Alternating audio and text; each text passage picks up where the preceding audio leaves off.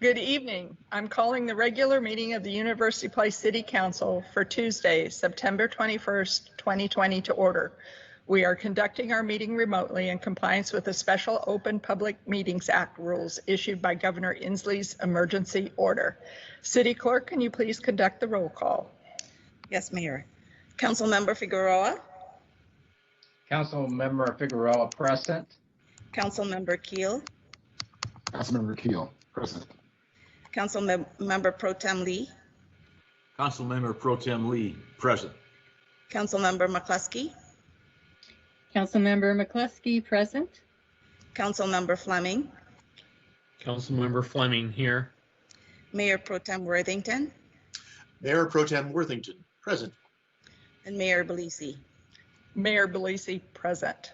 Mayor, you have a quorum. Thank you, City Clerk. Before we begin our meeting, we have a few special rules I want to go over with everyone. First, in participation in public comments and public testimony on any public hearing will be accepted by the following methods. Written comments or testimonies continue to be accepted by email. Comments received before 5:30 deadline will be electronically provided to City Council for their consideration.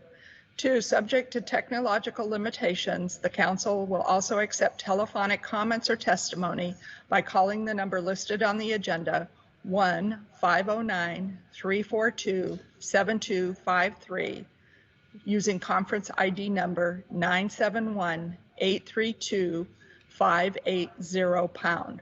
For members of the public who are calling in, please be advised that we will take your call in the order received.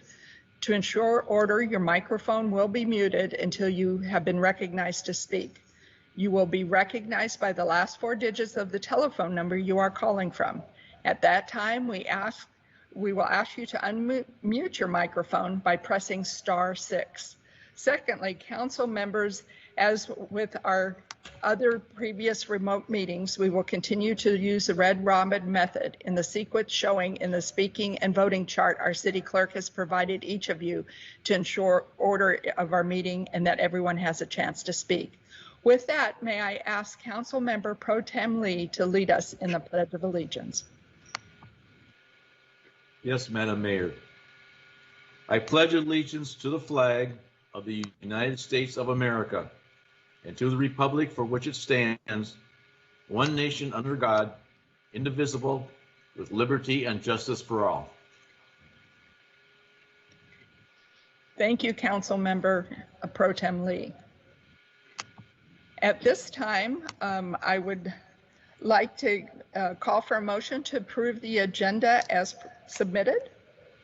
Mayor Belisi, this is Mayor Pro Tem Worthington, and I move approval of the agenda as submitted for this evening, the 21st of September. I have a first. Do I have a second? Councilmember Keel, I second.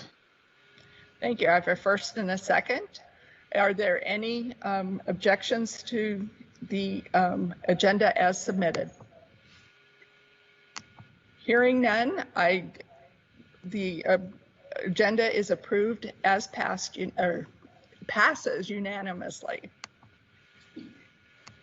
Okay, at this time I would like to welcome our first presenter. Tacoma Public Utilities is doing a presentation on their 2021-22 proposed rate adjustment. And we have a speaker from the TPU, Regional Relations Manager, Latasha Wortham, that is going to provide us with a brief presentation on their proposed rate adjustments. Ms. Wortham, the floor is yours. Thank you. Good evening, Mayor Belisi and members of the University Place City Council. My name is Latasha Wortham, and I'm the Regional Relations Manager for Tacoma Public Utilities. Joining me on the Teams meeting here today is Power Utility economist Christina Leineweber and Lena Vo, who is the water utility economist. We have the honor of serving more than 25,000 customers in the city of University Place. And so we thank you for the opportunity today to share with you our proposed rate adjustments for 21-22 biennium. And I do want to emphasize that this is proposed. We are early in the process. Our Public Utility Board and the Tacoma City Council have not yet voted on these proposed rate increases. And we want to give you an opportunity as this process progresses to give feedback and to be able to weigh in as the process goes along. So we wanted to come to you early so that you are aware of those public meetings that will be on the horizon. Next slide, please. Oh, have your slides not started? Have your slides started? No, they're not up. Am I to put them up or are they going to be up No, on your end? they're- Oh, okay. There we go. They just showed. Okay. So I think a lot of you may already know some about Tacoma Public Utilities, and so I won't spend a whole lot of time going over the overview, but I do want to give just a little bit of background for anyone who might not be familiar. Tacoma Public Utilities consists of Tacoma Power. We serve about 180 or 78,000 customers throughout our service territory for electricity. For Tacoma Water, we serve about 103,000 customers throughout our service territory. And for Tacoma Rail, Tacoma Rail is a short line rail, mostly serving freight through the Port of Tacoma. Of course, we do not do solid waste, service water, or wastewater.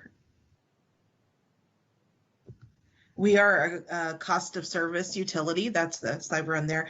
So that means we don't pay investors. We've been a part of this community, so Tacoma and the surrounding communities, since 1893. And of course, for our employees, it means a lot more to be a part of the community than the job that we have. Our employees go out of their way to help the communities that they are involved in.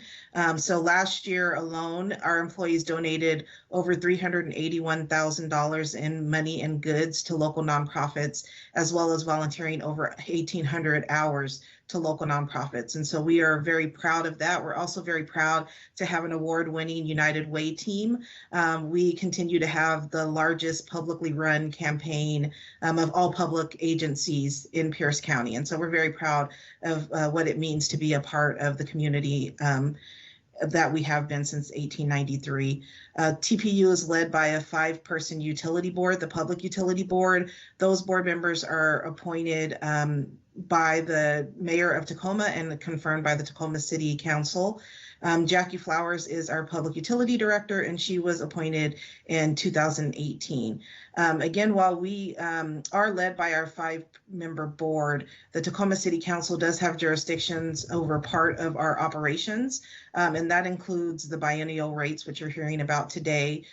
So once our Public Utility Board has passed the rates, the Tacoma City Council will review and pass those rates as well. At the end of the presentation, you'll receive more information about where you can go to continue to be engaged after this presentation as we move through the process.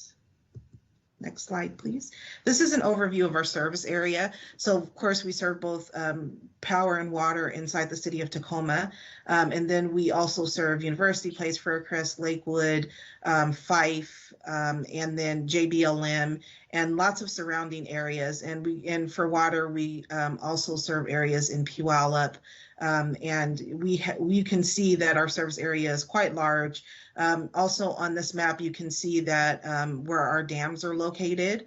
Our predecessors were really ahead of their time when it came to sustainability and service delivery. They built dams so that we could have clean, renewable generation of electricity and a gravity-based water system, so it doesn't require a lot of electricity to do the pumping. We are also very focused on the environment in the areas where we have our dams and and on the Green River watershed where we have our water filtration system. Next slide, please.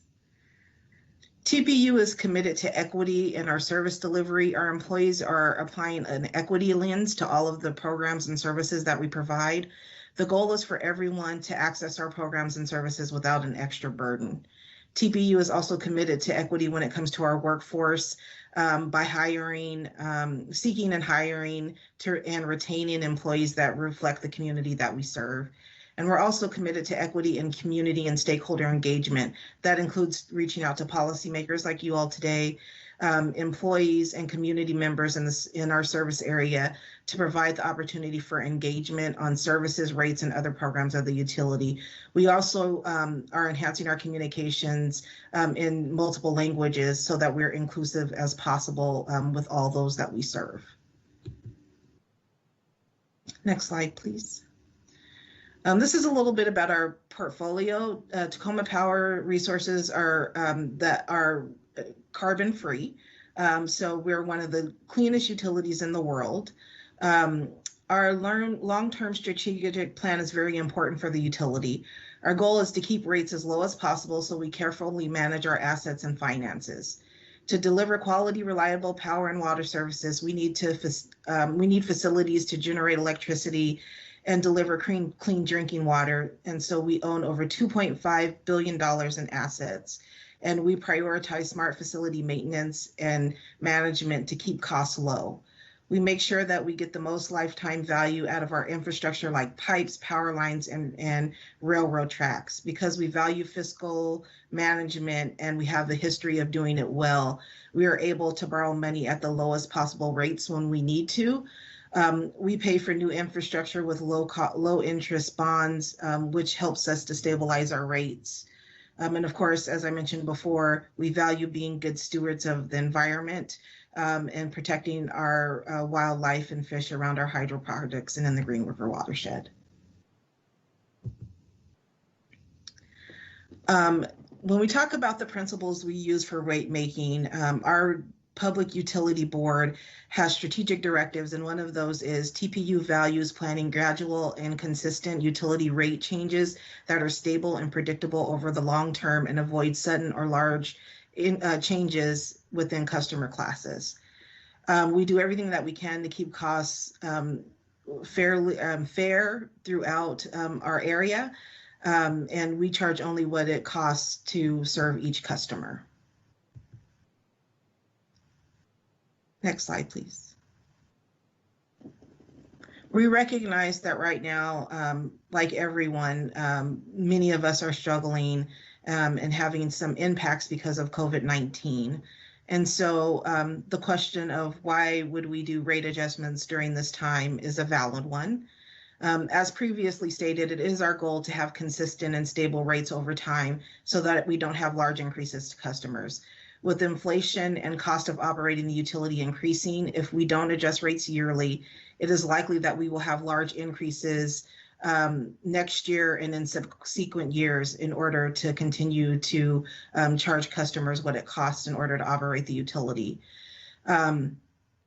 If we don't really have our rates reflect what our costs are, we know that there'll be a large burden to customers that could hit suddenly, and we would not want to have such a big impact all at one time. We also understand that the impacts of the current pandemic have hit many very hard. And so our utility board and our management worked very quickly once the impact of COVID began to be felt, and got together and created a $2.4 million emergency assistance program.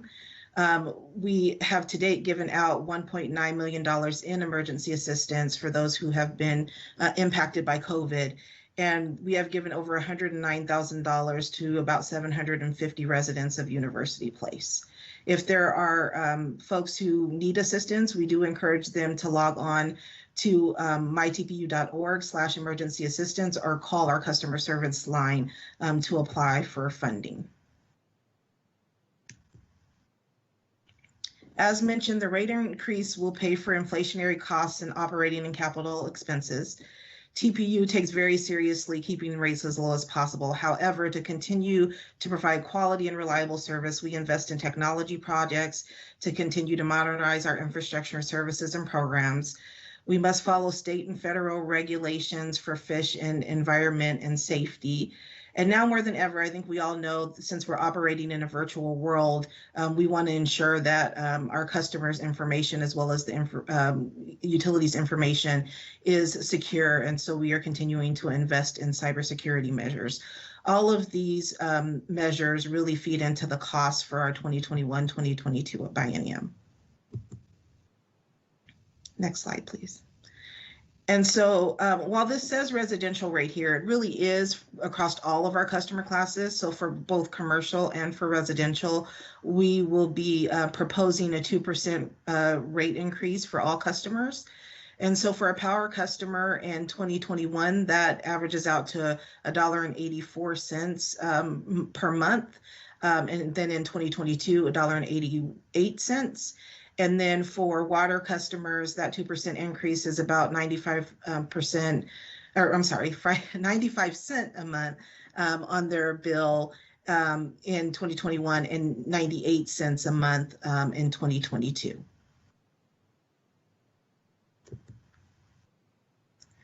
So this slide shows the average monthly increase for power. And again, this is average. And so we know that not everyone is average. And so your bill could be higher or lower just depending on what your actual usage is. But this is on the average, there will be about $1.84 and then $1.88 increase. Also, we do currently bill customers bi-monthly. That will change in the next year and a half or so, where all customers will be moved to monthly, but currently all customers will be receiving bi-monthly bills. And so, and this is showing a monthly average increase, but it will, most customers are being billed bi-monthly. So to talk a little bit about the challenges that Power has faced that have and what they've done to control costs. Typically, revenue from wholesales offsets the running of Tacoma Power. So we sell on the open market excess power that we have, and then we use the funds that we receive from that to offset the cost that it is for folks who are our power customers. Last year, we had record low rainfall, which means that we had less power to sell in the open market, so there is a rate impact there. And then also, we've seen some declining revenues with COVID, as companies were shut down for some time. There was revenue that was lost because of that. And so when the COVID severity became apparent in March to Tacoma Power, they immediately took steps to strengthen the utilities finance and cut costs. So far in 2020, the utility has reduced planned spending by $8 million. And for 21-22, the planned spending has been reduced by $20 million. This is occurring through several measures, including prioritizing critical hiring. So when a position becomes available, making sure it's filled when it's necessary to fill it, reduce travel and office-related expenses,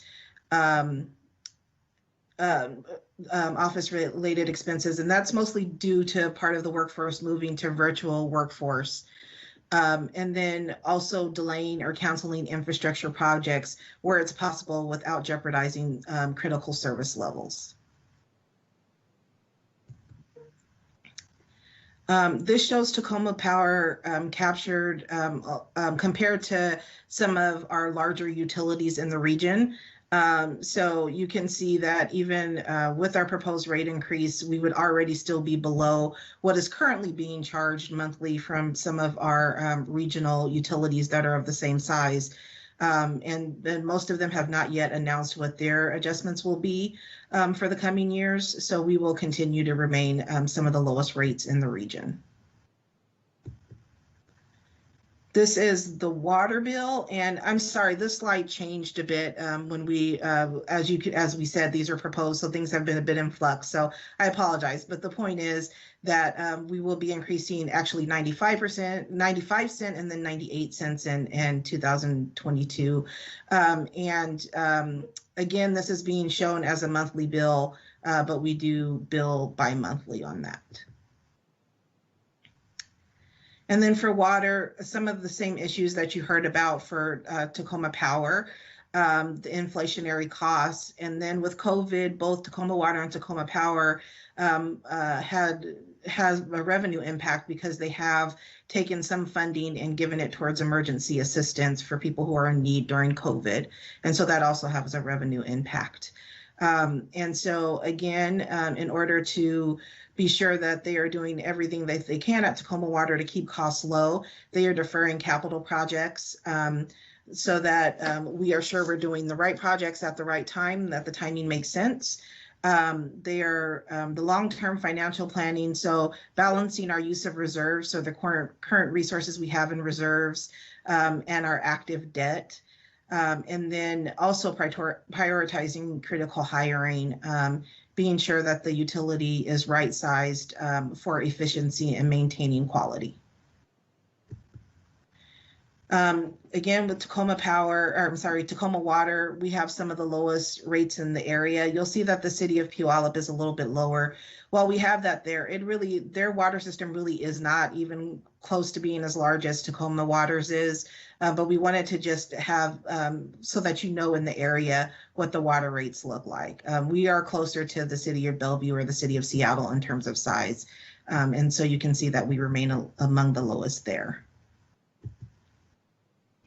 And then lastly, we always like to help customers understand how they can help to keep their bills as low as possible. So we encourage conservation. We have several rebates that folks can participate in if they want to be have more conservation in their homes. We have zero interest in deferred loans to support energy efficiency of homes. If a person is income qualified, they can receive a deferred loan. And what that means is that the loan would not have any interest and it would not be due until the house is sold. So that's to encourage folks who may not have the money to do it now, but would like to make their homes more energy efficient. And then we also have our ongoing payment assistance programs, so our bill credit assistance programs and our discount programs, which allow seniors and people living with disabilities to receive discount rates if their income qualifies. And those are ongoing programs. And I also talked to you about our emergency assistance program for COVID-19 that we currently have.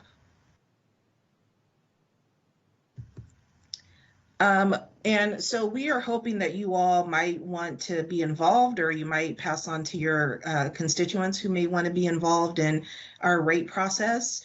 Our website, mytpu.org/rates, has more information about our rates process, as well as all of our public meetings. The public hearing for our Public Utility Board is on September 23rd at 6 p.m. And so at that time, folks can either submit written comments, or they may also show up at that meeting virtually and be able to give speaking comments at that time. And so we really do encourage, if you have any comments, to please send them our way. We're happy to answer any questions for you today. And I just want to thank you so much, Mayor and City Council, for allowing us to take some of your time. And I want to thank your staff for being so helpful in getting us scheduled. Well, thank you. And interesting, informative presentation. Due to limitations, I'm asking if there's council that has some important follow-up questions to this meeting. Council member. You are muted. Yes, I was happy to hear you explain that you were focused on gravity-based power generation. I was wondering if you have considered wind generation. So yes, so we have hydropower dams that we have. Within our portfolio, we do buy some power from the Bonneville Power Administration, and within that portfolio, there is wind included. Thank you. Council member Fleming. Thank you, Madam Mayor. When you were speaking, there was a loud reverberation, so I'm not quite sure what instructions you were giving us at the time. But thank you for the opportunity to comment. Latasha, thank you for your presentation tonight. I had a list of questions. You answered about 80% of them, so I appreciate that. The thing that I struggle with when we start talking about rate increases is when you look at the COVID, where everyone has migrated from the office to home, you would think that the consumption of power really has increased, not decreased. So I struggled, to understand, and I really want to get my head around what's driving the need to raise rates on citizens, even if it's $1.85, $1 here and $1 there, and pretty soon we're talking real money for families that are really trying to struggle to keep everything together. And so, it it just begs the question, what is truly, technology is kind of a big term that we throw out. It's like when we raise people's premiums in healthcare, we say, well, it's the technology that drives it, but we never have to explain it.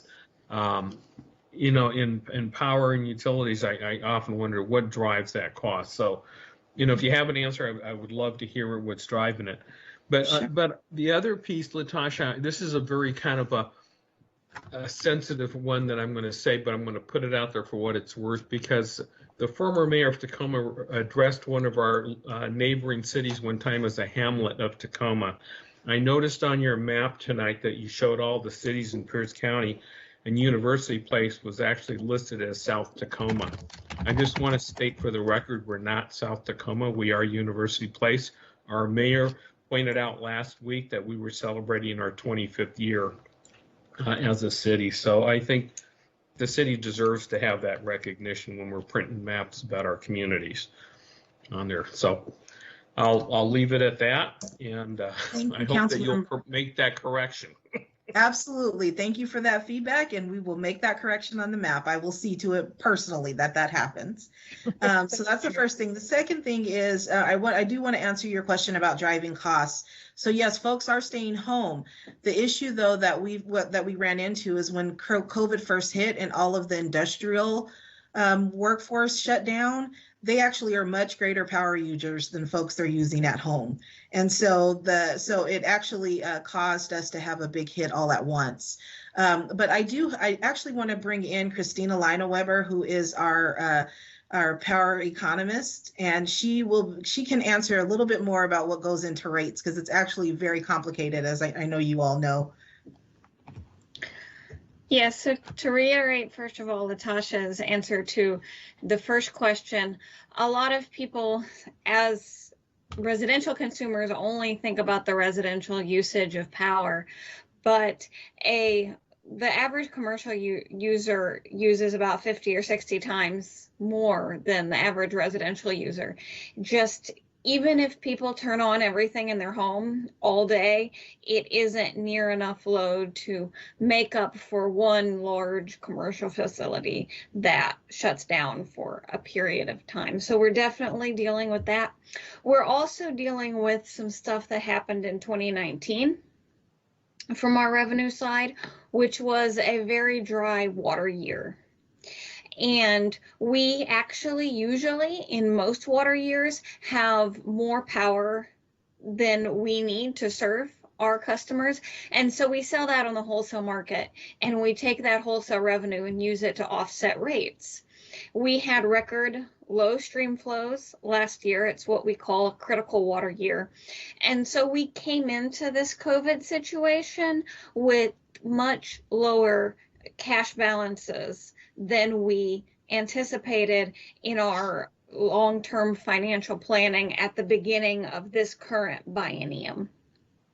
We do have a 10-year financial plan that we refresh every biennium that looks at our cash balances and our debt service. So as a very capital intensive industry, we have a very large bond portfolio, and that has a whole debt service profile.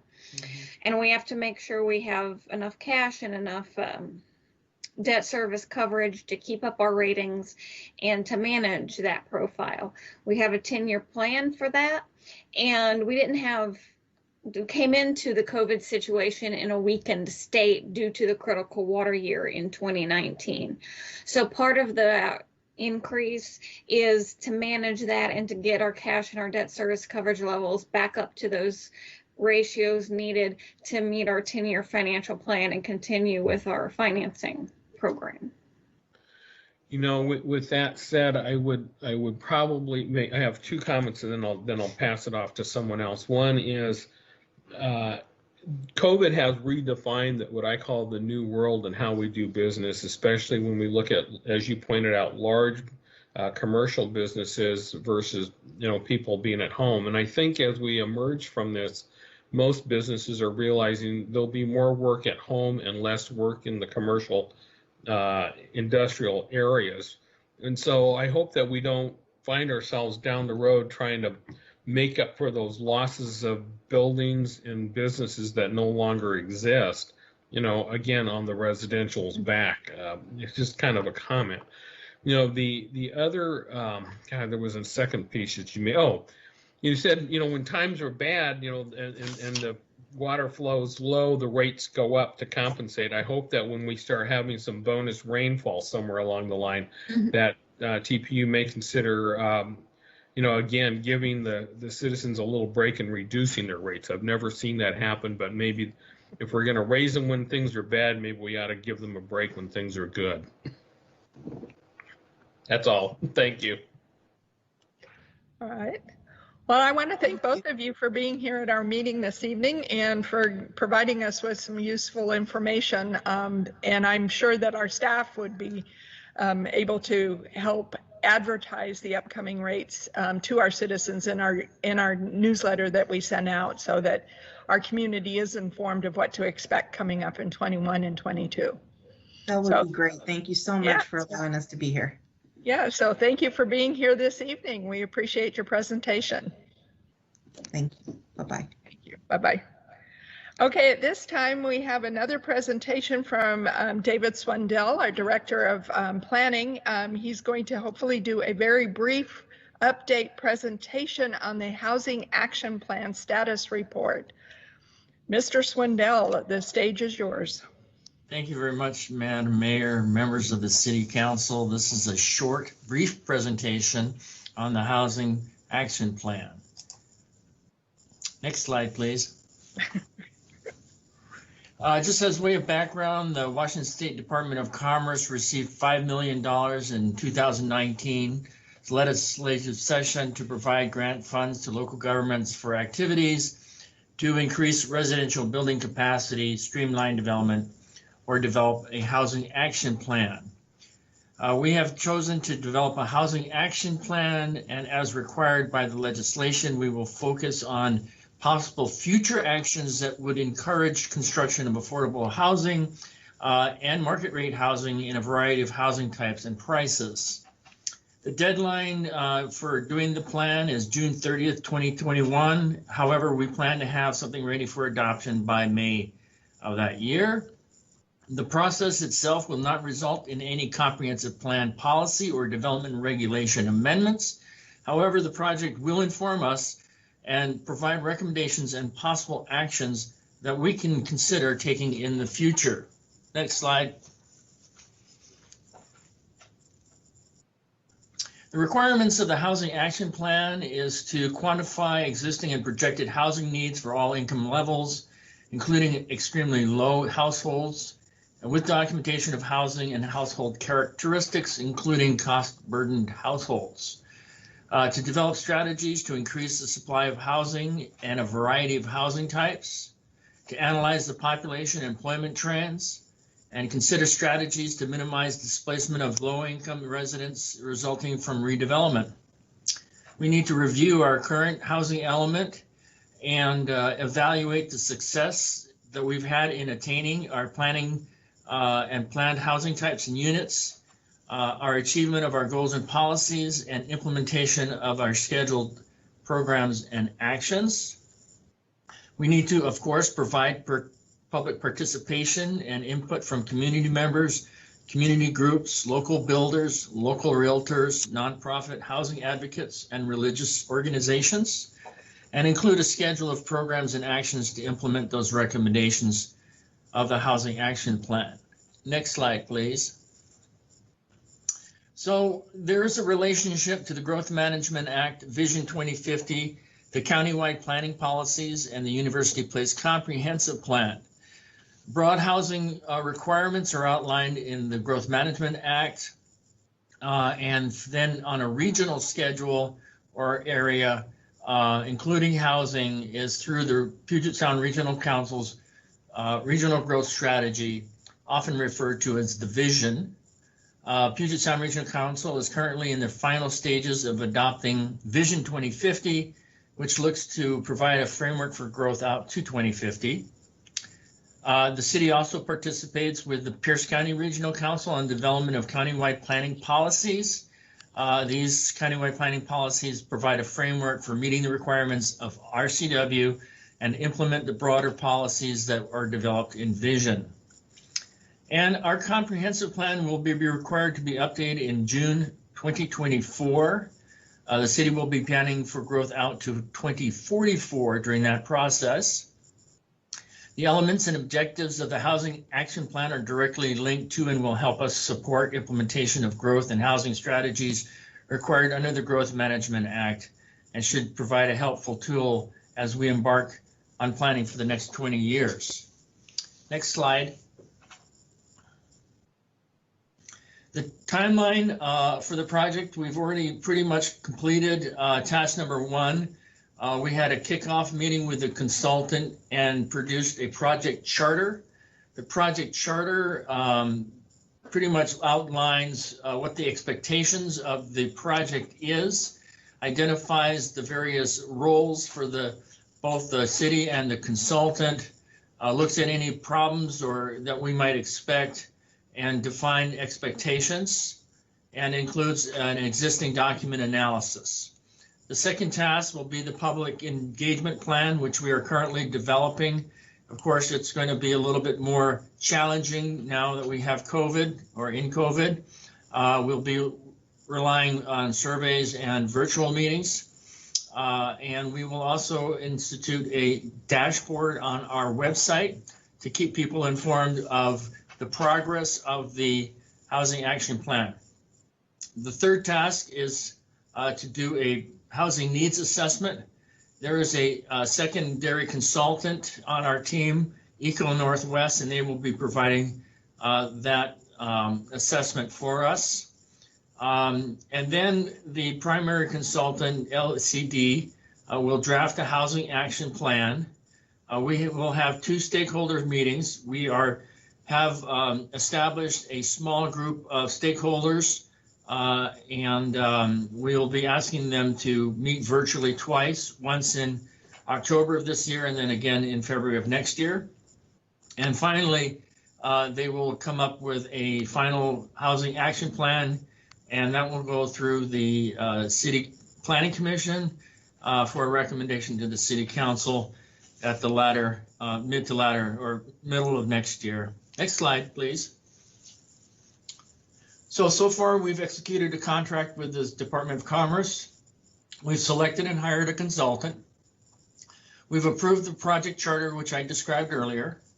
We selected a group of stakeholders to act as an advisory group, and the members of those include the realtors, the local builders, a religious group, and housing advocate representatives. We've completed an existing document analysis, and when I say that, we're talking about things like our existing comprehensive plan, housing element, countywide planning policies, and proposed policies under vision, as well as other documentation, including studies that the city's done in the past, as well as the South Sound Housing Action Group that is currently being formed or has been formed by local governments. And then now we are currently developing that public participation plan. And that concludes my presentation. I hope that was quick and fast and summed it up. Is there any questions? Again, Council, we are on a limited time schedule here and do have an extensive meeting this evening to review form-based code. So unless there's some urgent questions in detail, I would ask that you defer and get in contact with David Swindell personally to get responses. This was intended only to be a brief update for both us and the community. Okay, thank you, Council. Our next item on the agenda, thank you, Mr. Swindell. I'm sure Council will be in touch. Yep. Okay. At this time, we're on our next item, which is the consent agenda. I'd like to call for a motion to approve or amend the consent agenda as submitted. Do I have a motion? Mayor Belisi, this is Mayor Pro Tem Worthington, and I move approval of consent agenda as submitted for tonight. Okay, I have a first and a second to approve as submitted. Do I have a second? Yes, Councilmember Keel, I second. Councilmember Keel, we have a first and a second, and I see We have a hand raised by Councilmember Fleming. Do you have a motion to amend or a question? Thank you, Madam Mayor. I do ask if we can amend and pull item 7E to the side and vote on it separately, please. Okay. Do I have a second for that motion, for that amendment? I'll second that. Okay. With that, I will go. Our policy is that the pulled item will be removed from the original amendment, the original amended proposal, or the original proposal to approve. So we're approving items A through D at this time. Is there any objection to approving items A through D? Okay. With that, Mr. Sugg, you are on the docket to discuss the item that was pulled, item E, to adopt the resolution approving a memorandum of understanding between cities of University Place and Fircrest, requiring representation on the Pierce Transit Board of Commissioners. Thank you, Mayor. And I'm going to have a City Attorney, Matt Kaiser, who prepared that memorandum of understanding with Fircrest, to just give you a brief explanation. And thank you, Mr. Sugg and Madam Mayor. Matt Kaiser, City Attorney. Just briefly before addressing that item, just as a matter of parliamentary housekeeping, on a consent item poll, a second is not necessary, as the consent agenda presumes that there is approval for all other items. But to address the item in particular, to give the council just some brief context, and I'll try and keep my remarks under 90 seconds, knowing we've got a full agenda tonight. As you may recall, the Pierce Transit Board underwent a realignment in response to some statutory changes earlier this year. The net result of those changes is that the city of Tacoma ultimately got an extra seat on the Pierce Transit Board, and the other jurisdictions who formerly shared seats, there was a realignment of those seats. The seat that we formerly held by ourselves, we now share with the city of Fircrest. In advance of that, and the way the process works is, I think, as you may know, ballots were sent out, both councils voted on that. Both the city of University Place and the city of Fircrest appointed Councilmember Keel to that jointly shared seat. In advance of that, my understanding is that members of both councils separately communicated at least a desire to swap off membership on that seat. The Fircrest City Council at their last meeting did approve the appointment of Councilmember Keel. We're advised that that was a 6-1 vote. However, don't let the appearance deceive you. They did want something more formal. They did want something, something along the lines of what we have in front of you tonight, which is to reduce that agreement to writing. The MOU that you have before you tonight formalizes a swapping off of that seat, with the city of University Place going first for the current term, then Fircrest, and so forth. So long as both jurisdictions continue to jointly hold that seat, or until 2035. And we just put an end date in there at some point, so that way it doesn't go on forever and it forces both jurisdictions to revisit that. So that's the upshot of the legislation that you have in front of you tonight. With that, I'm happy to answer any questions or field it back to the council for further deliberation. Councilmember Fleming. Thank you, Madam Mayor. Matt, thank you so much for that explanation. It was the whole purpose of that exercise really was for public awareness and understanding that University Place being a what I would call a major city within Pierce County, at one time did hold that seat by itself, and now we share it. And to some people, they would be struggling to understand, why would a city with a transit center and deeply involved with public transportation have to give up a seat that it once held to the city now that's Tacoma, that's gained another seat, and now we're sharing that seat with others. So I appreciate your explanation, and I think the public would appreciate that likewise. So thank you. So your questions and concerns were answered, correct? They have been. Thank you, Madam Mayor. Okay. So at this time, is there objection to approving item E, the adopted resolution? Okay, seeing none, it passes by consent. Okay, at this time, we are on the next agenda item, the city manager and council comments and reports. Mr. Sugg. Thank you, Mayor. And one item for tonight. Tomorrow, there will be a free COVID-19 testing event, just like there was on August 4th. And tomorrow, we're going to hold a very similar event. We're going to repeat it from 10 a.m. to 3 p.m. at the old City Hall site next to Homestead Park in the gravel lot.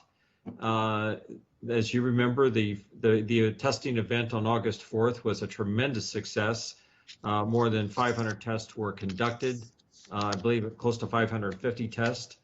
And it's similar to the August 4th event. It'll be on a first come, first served basis over that 6-hour period. There will be walk up and drive through testing. And although appointments are not required, safety is paramount. So we'll have numerous measures in place to ensure that the test can be completed without risk to anyone. So I'm pleased to announce this. It's being provided by the Pierce County Department of Emergency Management. They've got the testing trailer, CARES funding, just like the August 4th event. They've been moving the testing trailer around. We're happy to have it back, and we hope for another successful event tomorrow. That's my report, Mayor. Thank you, Mr. Sugg. So at this time, we are using the seating chart for council comments and report outs. Council member Figueroa, do you have any comments or reports at this time?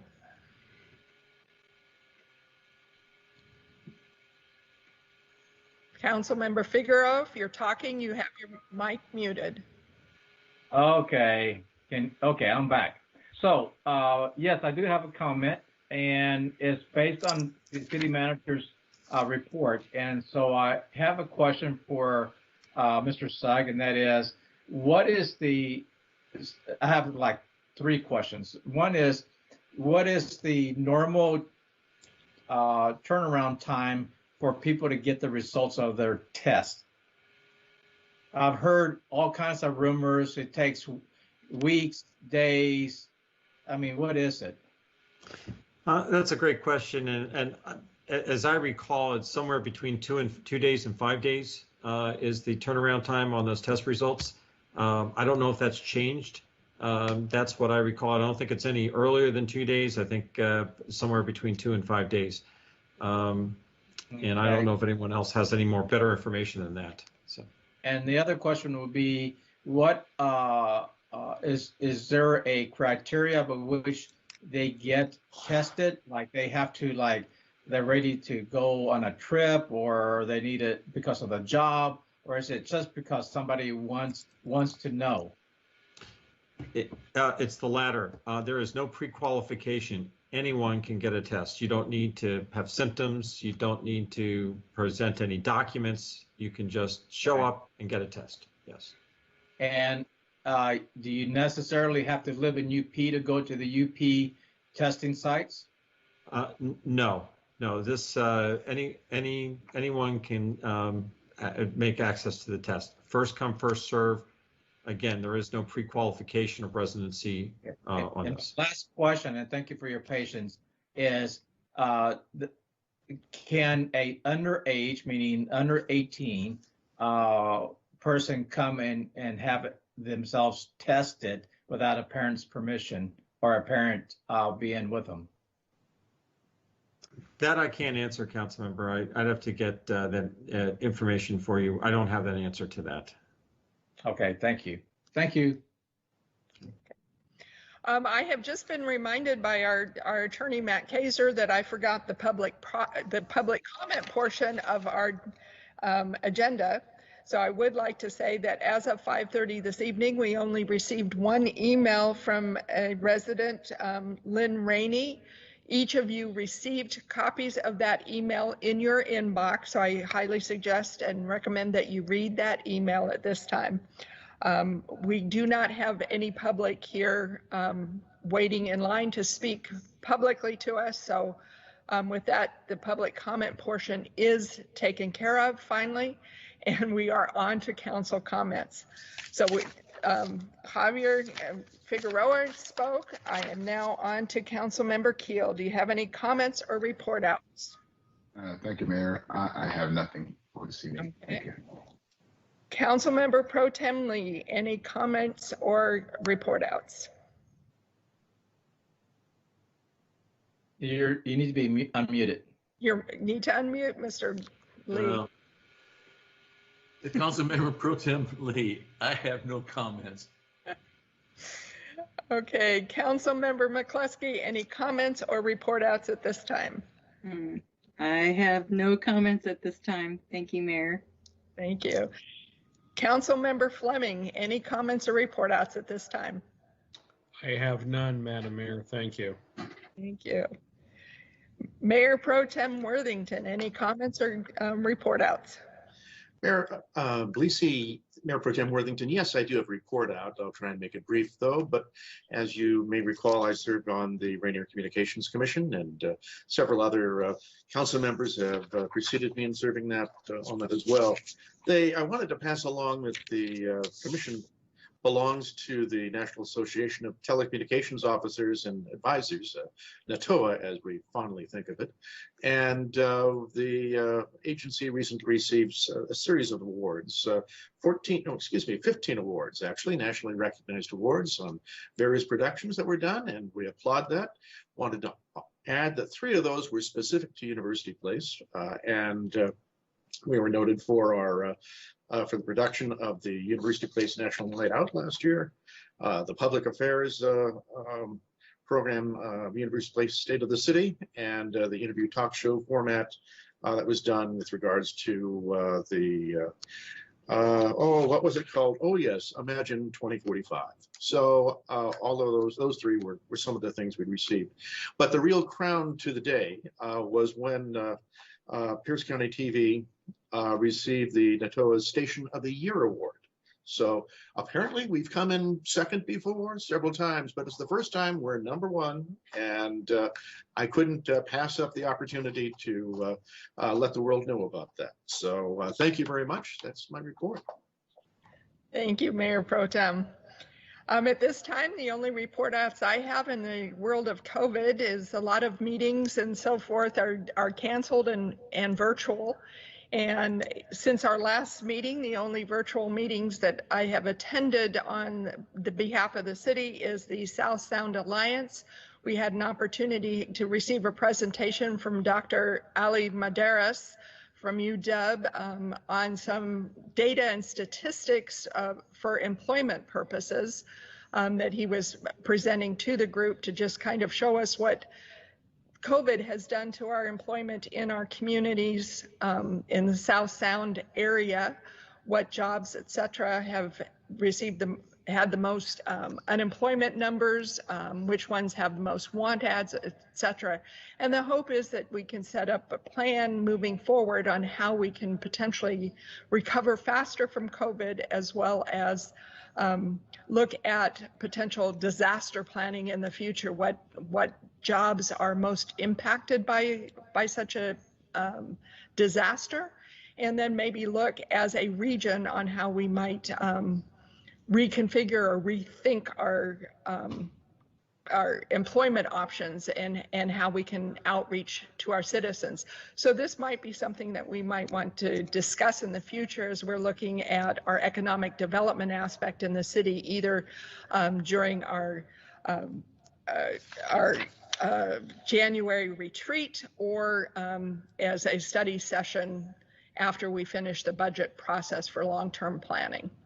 And then I was honored, the Pierce County Council had their in-district meeting on the 16th of this month. This was last week.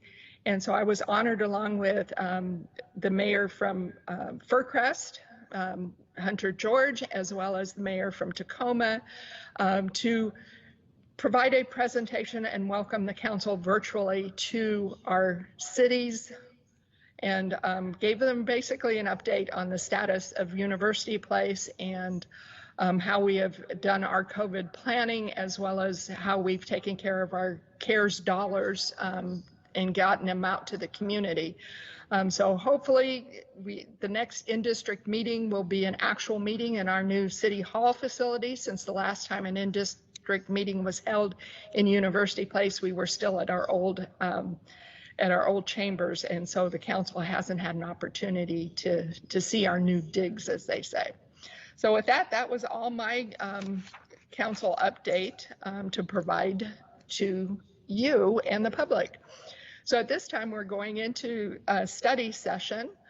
We have a presentation on the Larson Lane Development Agreement from our Chief Engineer, Jack Eklund. So Mr. Eklund, the stage is yours, sir. All right. Thank you, Madam Mayor and City Council. I'm Jack Eklund, Director of Engineering, and tonight, together with Matt Kaiser, our City Attorney, we're bringing to you for study the Larson Lane Development Agreement. So for tonight's presentation, I'm going to give you a summary of the issues and also provide a general overview of the proposed agreement, and then Matt will be able to provide you more details and the nuts and bolts of the agreement itself.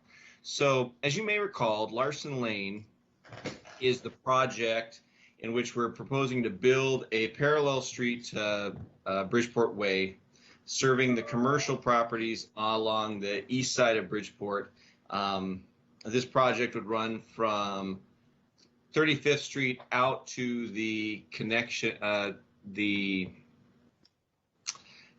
access road that has been built along the south side of the Lot 12 SEB building, the multifamily and commercial building that is across Bridgeport Way directly from City Hall.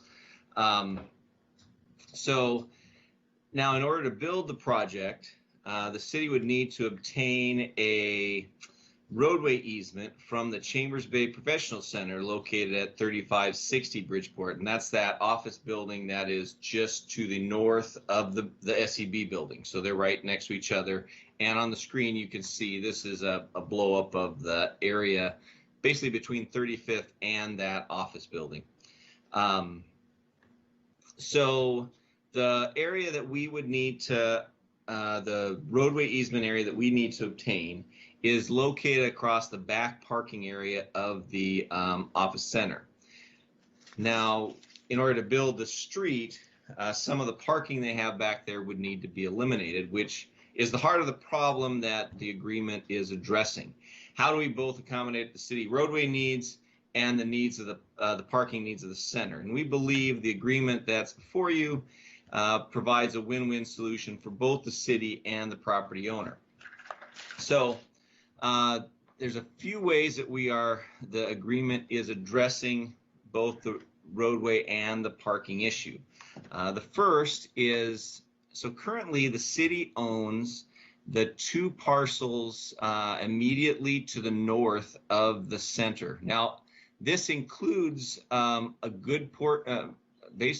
entire parking area that is located immediately to the north of the center. So that currently is a shared parking facility between the city and the center, although functionally they're the only ones using it currently. And then we have needs for a access road, which is shown here and labeled on screen as 35th Street Court West. However, the needs for our road is not as wide as the property we own there. So one of the ways to accommodate the parking is to basically do a land swap where we obtain an easement from, we get the roadway for Larson, and we basically give them the property that they already have partial parking rights to, as well as a little extra for some additional parking. And then also would be reconstructing some parking there. And on this exhibit, and there's a bunch of hashed areas there.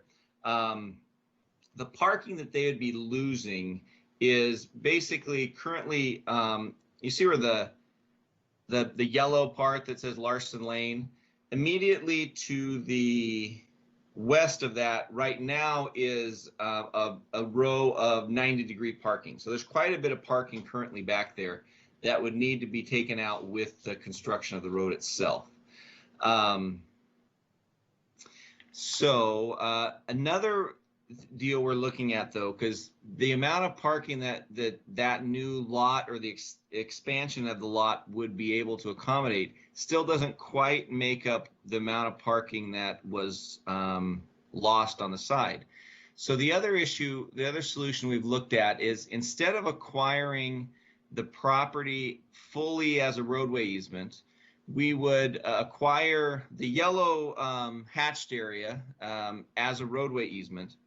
And then the area immediately to the north, we'd be able to construct parallel parking. So it would be still some stalls there.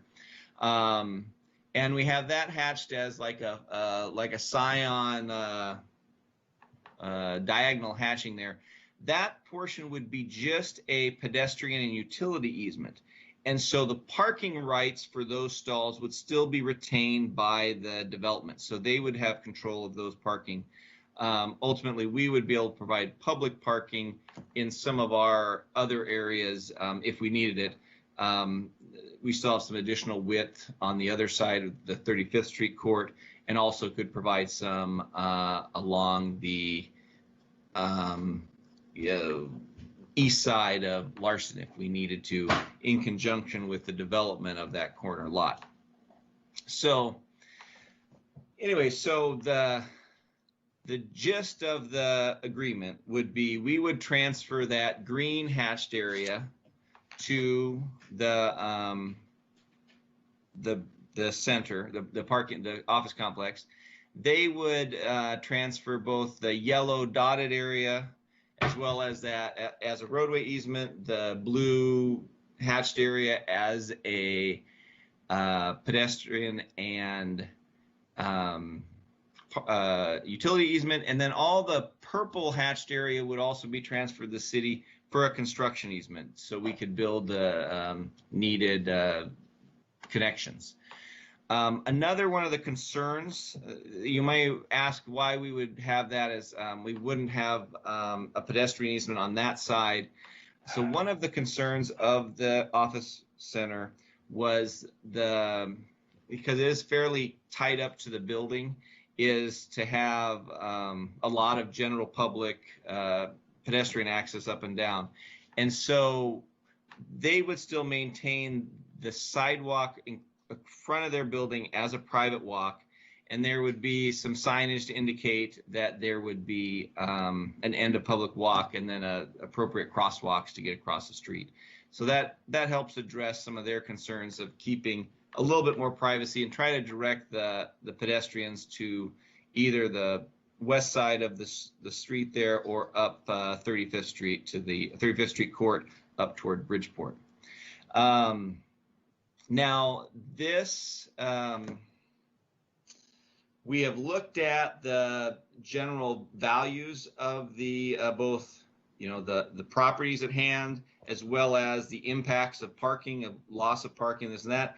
And the general values are pretty much a wash. So the proposal would be no monetary exchange. This would be a straight up swap, with the city building both the roadway and the parking improvements as needed. So we believe the proposed improvements also, as we mentioned, is a win-win, as it both benefits us, promoting and improving our economic development, getting the street in there, but then also providing the needed parking for the development. So be happy to answer any questions you might have, and also kick it over to Matt if he wants to add anything. I hadn't actually planned on adding anything. I think conceptually, though, the best way to think about this is, as Jack talked about, it's a land for land swap. We're offloading some land that has no value to us, but certainly has value to the property owner. In exchange, we're getting essentially the west of Bridgeport's answer to Drexler on the east side. With us doing a significant amount of the improvements on there, if this is something that council is interested in, and we can certainly hash that out tonight, It is tentatively slated for action and a public hearing on the October 4th meeting. I know in conversations with Jack, I know Jack wants to talk about this. We are envisioning hopefully going to bid on this in fairly short order, taking advantage of a favorable winter bid environment, recognizing that there's some winter concerns and weather concerns that may slow us down. But as Jack talked about, I think the biggest appeal on this is that it's a straight across, it's a swap with no cash essentially exchanging hands. There is probably a few minor details that may ultimately switch between now and when council wants to take action on this. But what you're largely seeing, assuming that this council's good with this, will largely reflect the final product that we intend to bring back. So with that, I don't know if Jack had anything else to bring in, but I think collectively between the two of us, we're happy to answer any questions. And Madam Mayor, your mic is off. Yeah, I noticed. I love the little screenshot that says you're muted. You'd think after all this time we'd all be aware of it. I know that I see a bunch of hands up, and so I'm assuming only those that had hands up wanted to have some input. So in deference to time, I will call based on the hands that I saw come up. Councilmember Fleming, you had your hand raised first. Councilmember Figueroa next, and then Mayor Pro Tem Worthington. So Councilmember Fleming. Thank you, Madam Mayor, and thank you, Jack, for that presentation. I agree, in terms of the swap, everyone comes out a winner on this one. I just have a couple of quick questions. One is, I wish the picture was still up, but I'm trying to understand the real value behind 35th Street Court West. What's the real purpose of that, number one? Because it's so close to 35th Street, that I worry about the traffic piece of that, but when you have a block that short. And then I recall in the cobwebs of my mind, when I sat on the county transportation planning, there was a rule that if you have two streets that offset each other, you have a sight distance issue. I think and you're the engineer, I'm not, but it was 120 feet. That you had to be able to make that offset work. Looking at your sketch that you had there, I don't know if that's 120 feet between 35th Street Court West, or whatever it's called, proposed, and that intersection coming off of the Chambers Bay Village. So can you help explain that one for me? Yeah, and if Amanda, if you could put that back on screen, the exhibit, that might help. Let's see if we can get that brought back. There we go. So one of the things, so you can see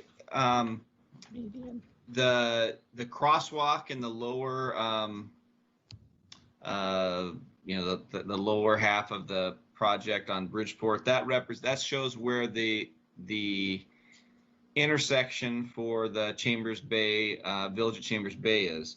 The way we are mitigating for the proximity is the 35th Street Court West would be purely a right in, right out. So there wouldn't be left turns in and out. So you wouldn't have the conflicting movements that typically you have when you have a closely offset intersection. So this would still be, you have the divided median that would remain in place.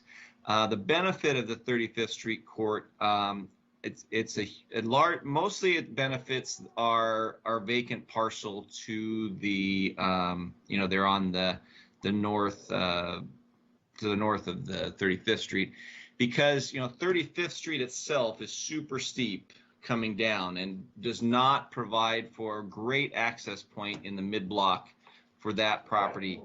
We also would not envision a lot of direct vehicular access to that lot from Bridgeport because of all the congestion there. So most likely, through various scenarios, your access point would either be off of 35th Street Court or potentially off of Larson. And that would be similar to what you see In the Berg building next door, although they're further away, so they do have a minor driveway approach off Bridgeport, but they also have access off of their side street as well as Larson behind. It also provides some nice circulation for folks wanting to access the back, get in and out of. It frees up a little bit of the left turning capacity and the right turning capacity at 35th Street. But mostly it's serving really the various, just providing additional access point for that lot Town Center Lot 11, as well as the properties back behind there. So is that street being constructed then with grant funding, or is it city funding? So this is a traffic impact fee project. So there wouldn't be any grant funds associated with it, but this is one of the projects that have been identified in our traffic impact fee model. And so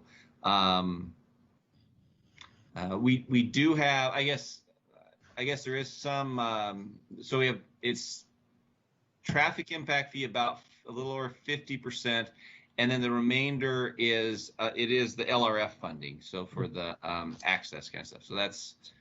So does the city reserve the right then when we sell those properties, if they haven't been sold already, to recover some of our costs with whoever develops that?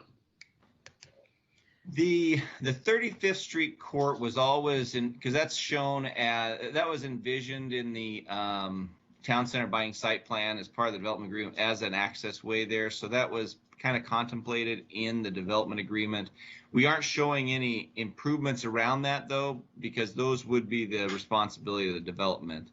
And then the Larson Lane itself, the Larson Lane proper, is serving the full, that's that, serve that whole kind of block type of thing. So we would not envision additional compensation for what we see on 35th or Larson, but the contribution from that property would be in the form of the frontage improvements they would have to build on 35th and Bridgeport, and then I guess Larson and 35th Street Court as well. Okay, thank you. Okay, thank you. Councilmember Figueroa. Thank you, Mayor. Councilmember Figueroa here.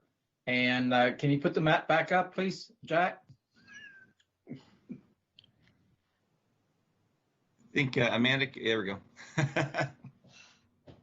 Okay, so you mentioned it shows pink, but I guess you said purple. The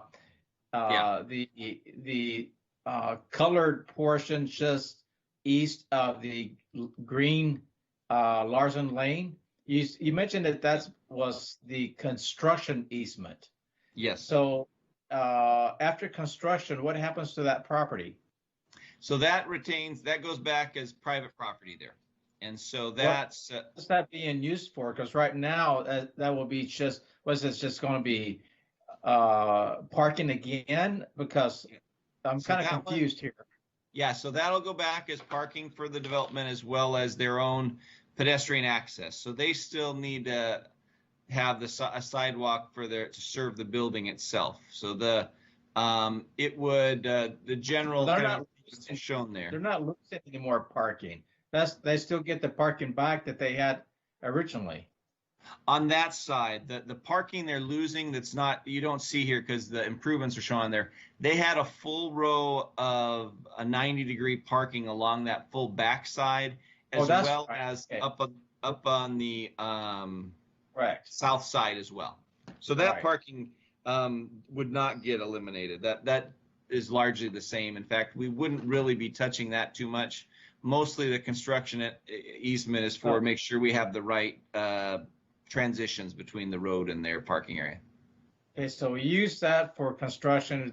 We give it back to them, and they then turn it into parking. But then on the other side of Larson Lane, on the east side, where you called it pedestrian / other use. Yeah. You mentioned something that I was not clear on, and that is that they would hold some right or some authority over that portion. So in the agreement, the parallel parking there would remain under private ownership. So we would have the rights for the pedestrians would be able to, it would be a sidewalk, public sidewalk easement, as well as the utilities for both, primarily for the street lighting that we would need to be done. But you could do other utilities through there if we needed. But they would be able to retain their parking there, although it's there now, it's only parallel instead of the 90-degree, which had quite a bit more before. So they're going to get their parking that they, so they're not losing any parking. They get the same parking they had before on the east side and west side of Larson Lane. So what parking are they really losing? On the west side of Larson Lane, that was all 90-degree parking. So currently there's like 50 stalls back there, or 50 to 40 stalls, something like that. And now 1, 2, 3, 4, 5, 6, 7, 8, 9, 10, 11, like there's 13 that would be there with the parallel parking. Okay. And so that's what it's a change of park, because we have to be able to fit in a sidewalk and a roadway back there. So that's okay. That's okay, so that helps. So now to the north side where the green portion abutting the 35th Court West. I understand they had some back there. We're going to build more parking on that side. So clarify that again. The light green still is all theirs. The darker green is going to belong to them or to us. Wasn't clear. Currently we own all of the green.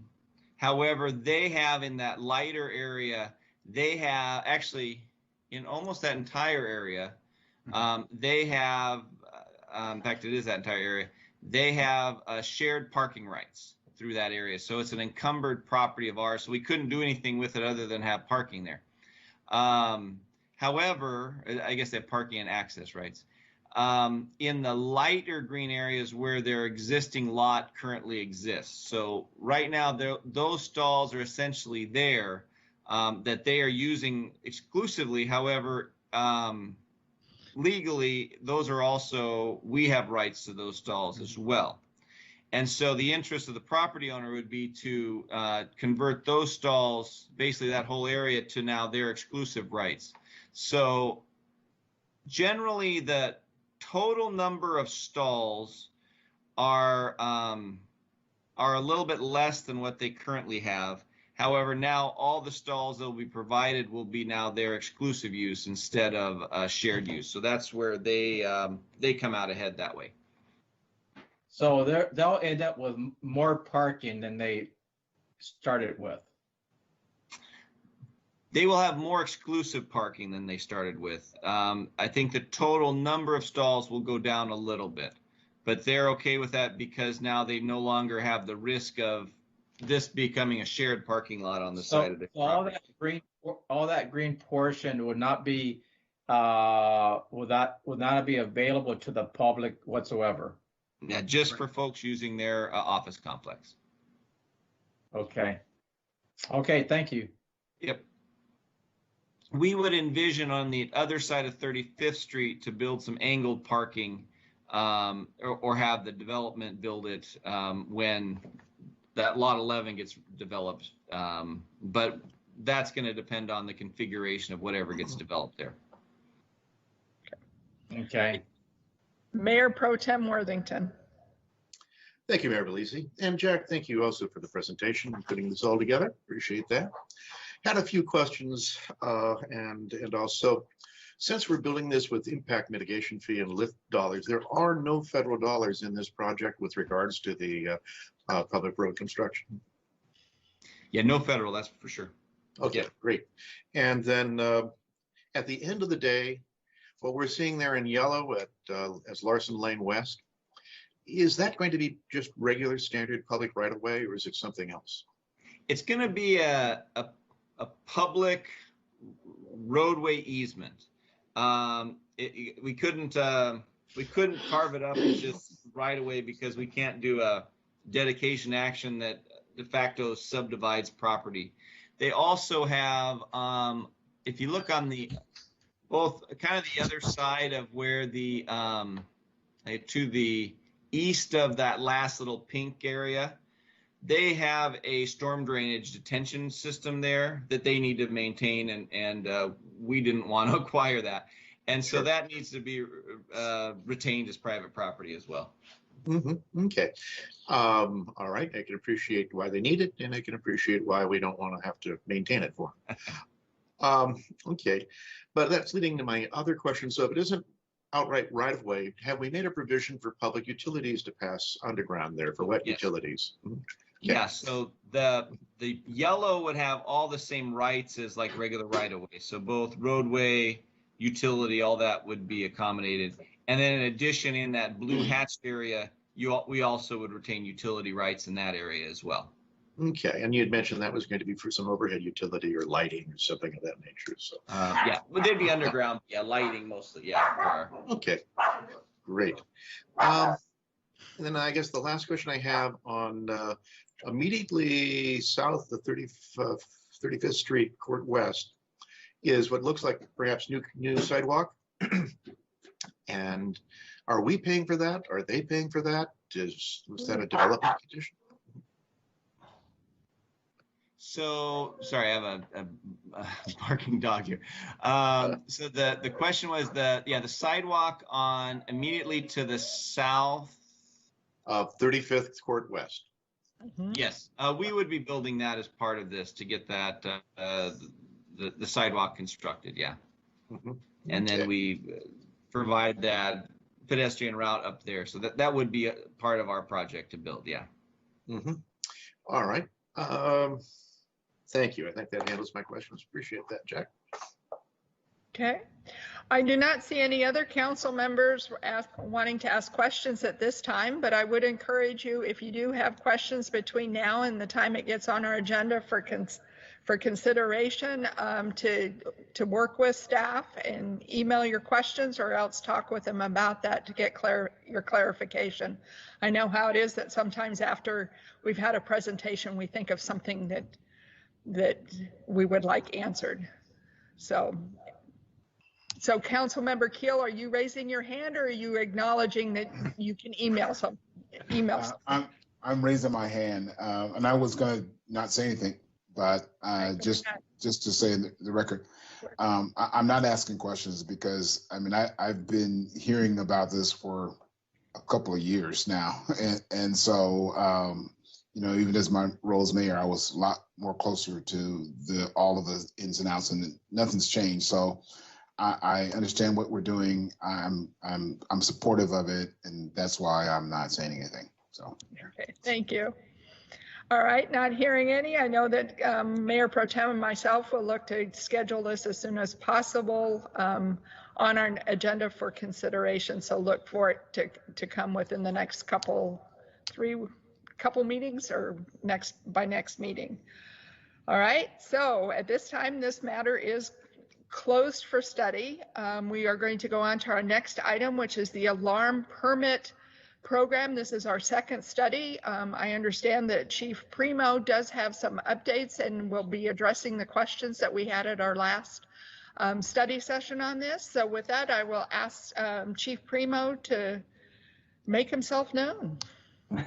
The stage is yours. Thank you, Mayor. Good evening, Council. Yeah, tonight we're going to do a second study session on the alarm permit program. After the first session, we had a few questions that you all had. So I did create a few slides attempting to answer those questions, and then we can discuss if there's some more questions that come from that. If I can have the first slide put up for us.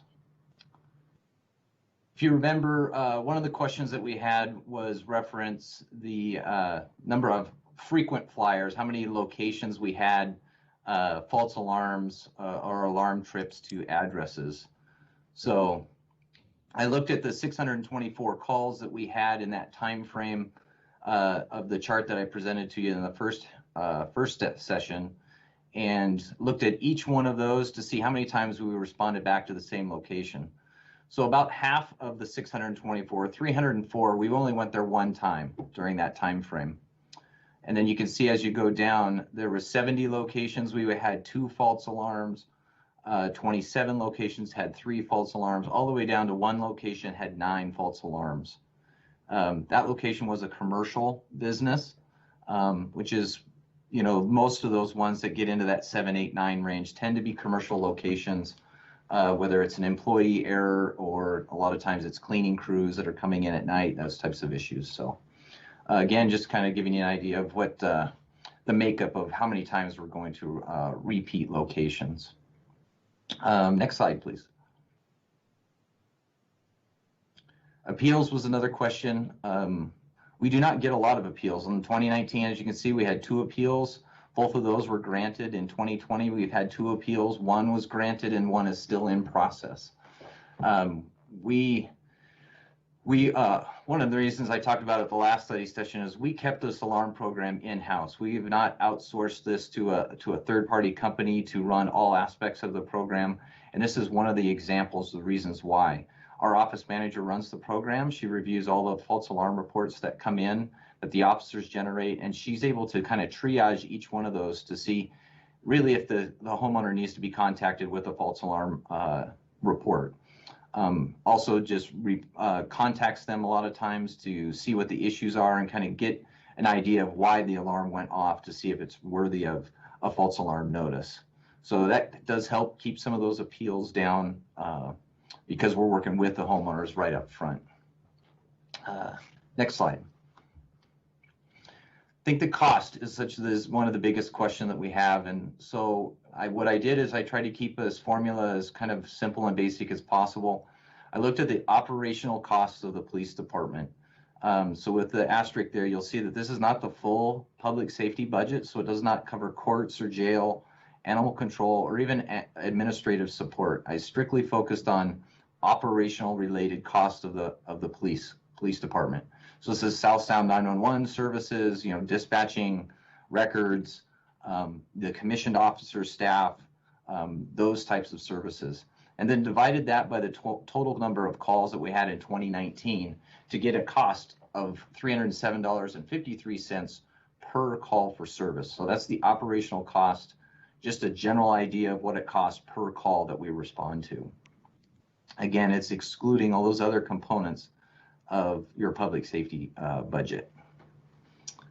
And then our last slide. So again, this is just a recap of the recommendations that we're making. Really recommending is the annual permit, the idea that we do a renewal every year. We recommended for your consideration a $40 permit fee on that annual renewal, and then moving to a $100 false alarm fee.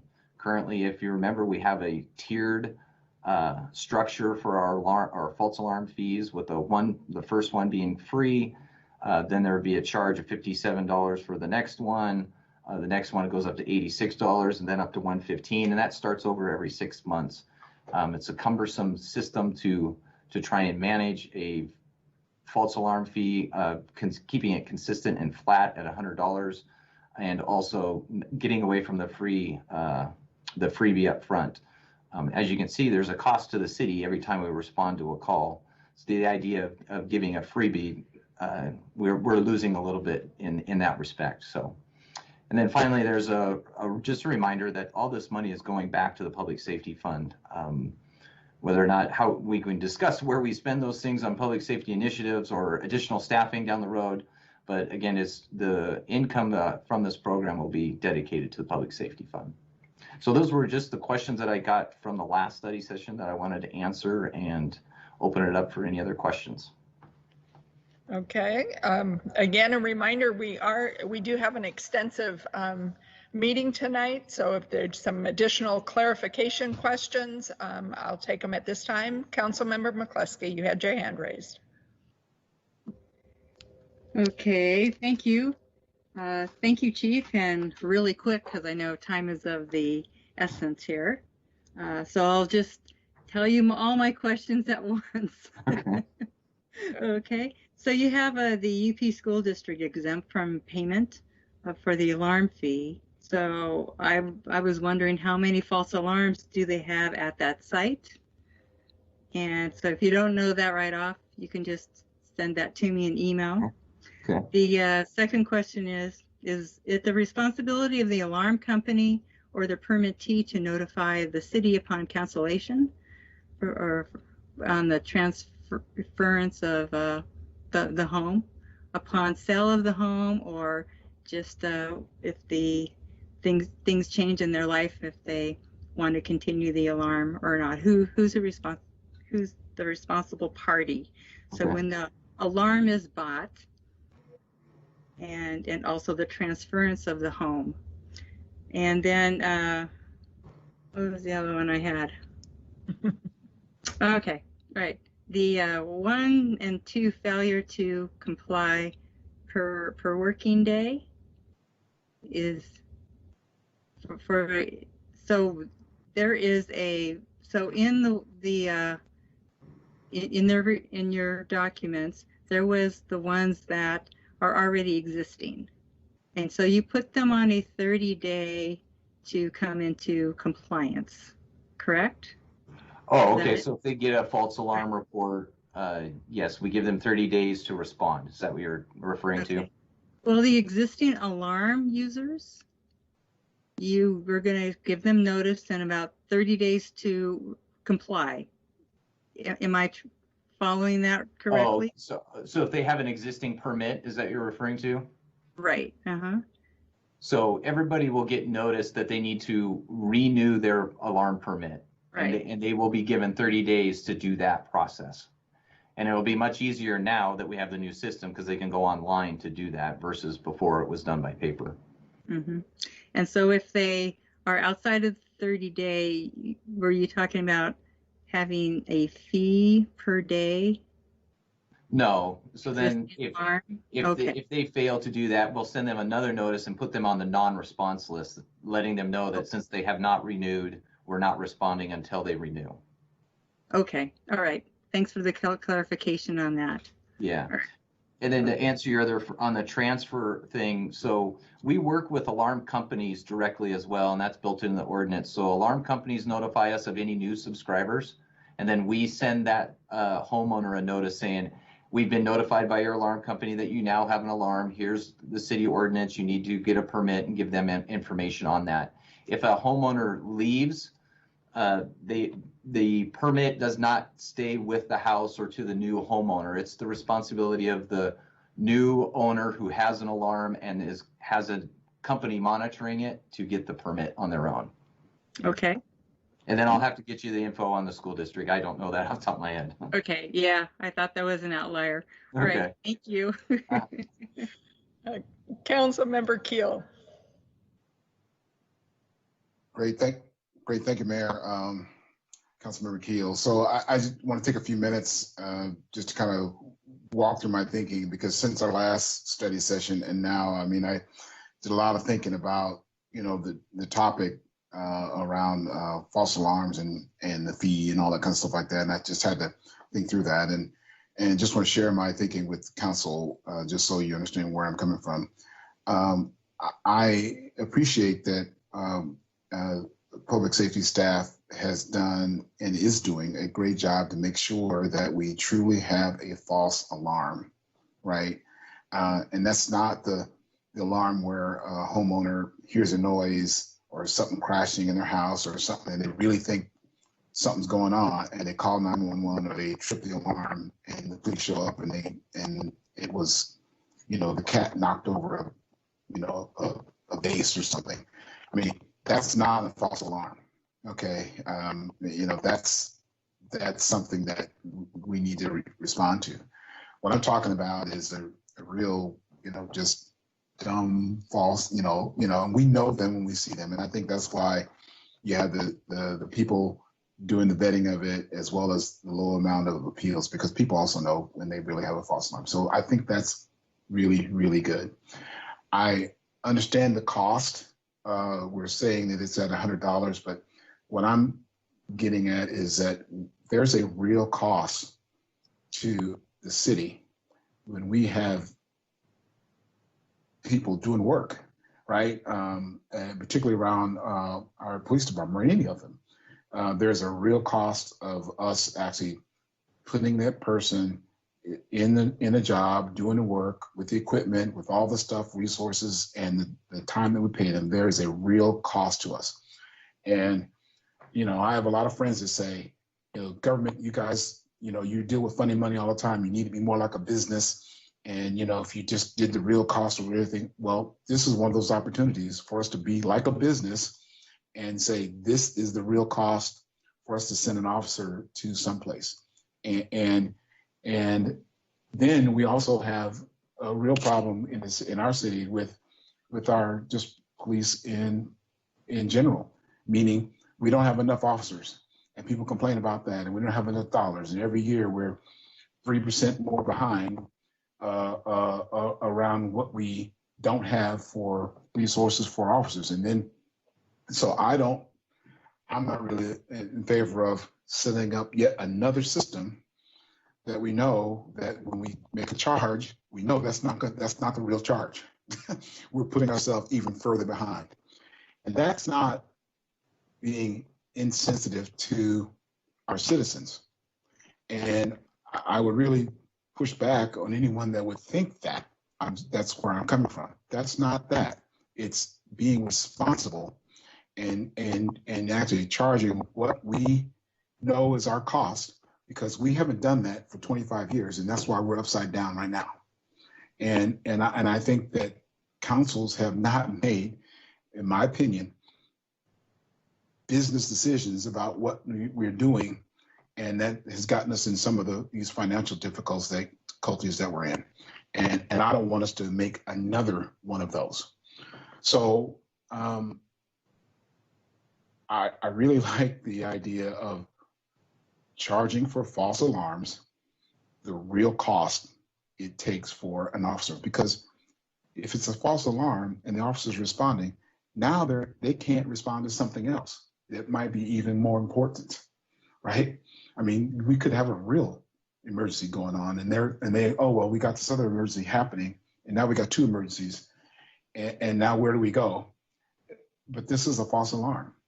So I would encourage my colleagues to really think about this. This isn't, I'm not being mean, you know, and I don't want us to be penny ante and, you know, over easy on people. If it's a false alarm, we charge the real cost, and we don't give a break. This is a false alarm. And to Council Member McCluskey's comment, if it's the school that gives a false alarm, I think we charge them too. Thank you, Mayor. Thank you, Councilmember Keel. Councilmember Fleming, you had a comment or question.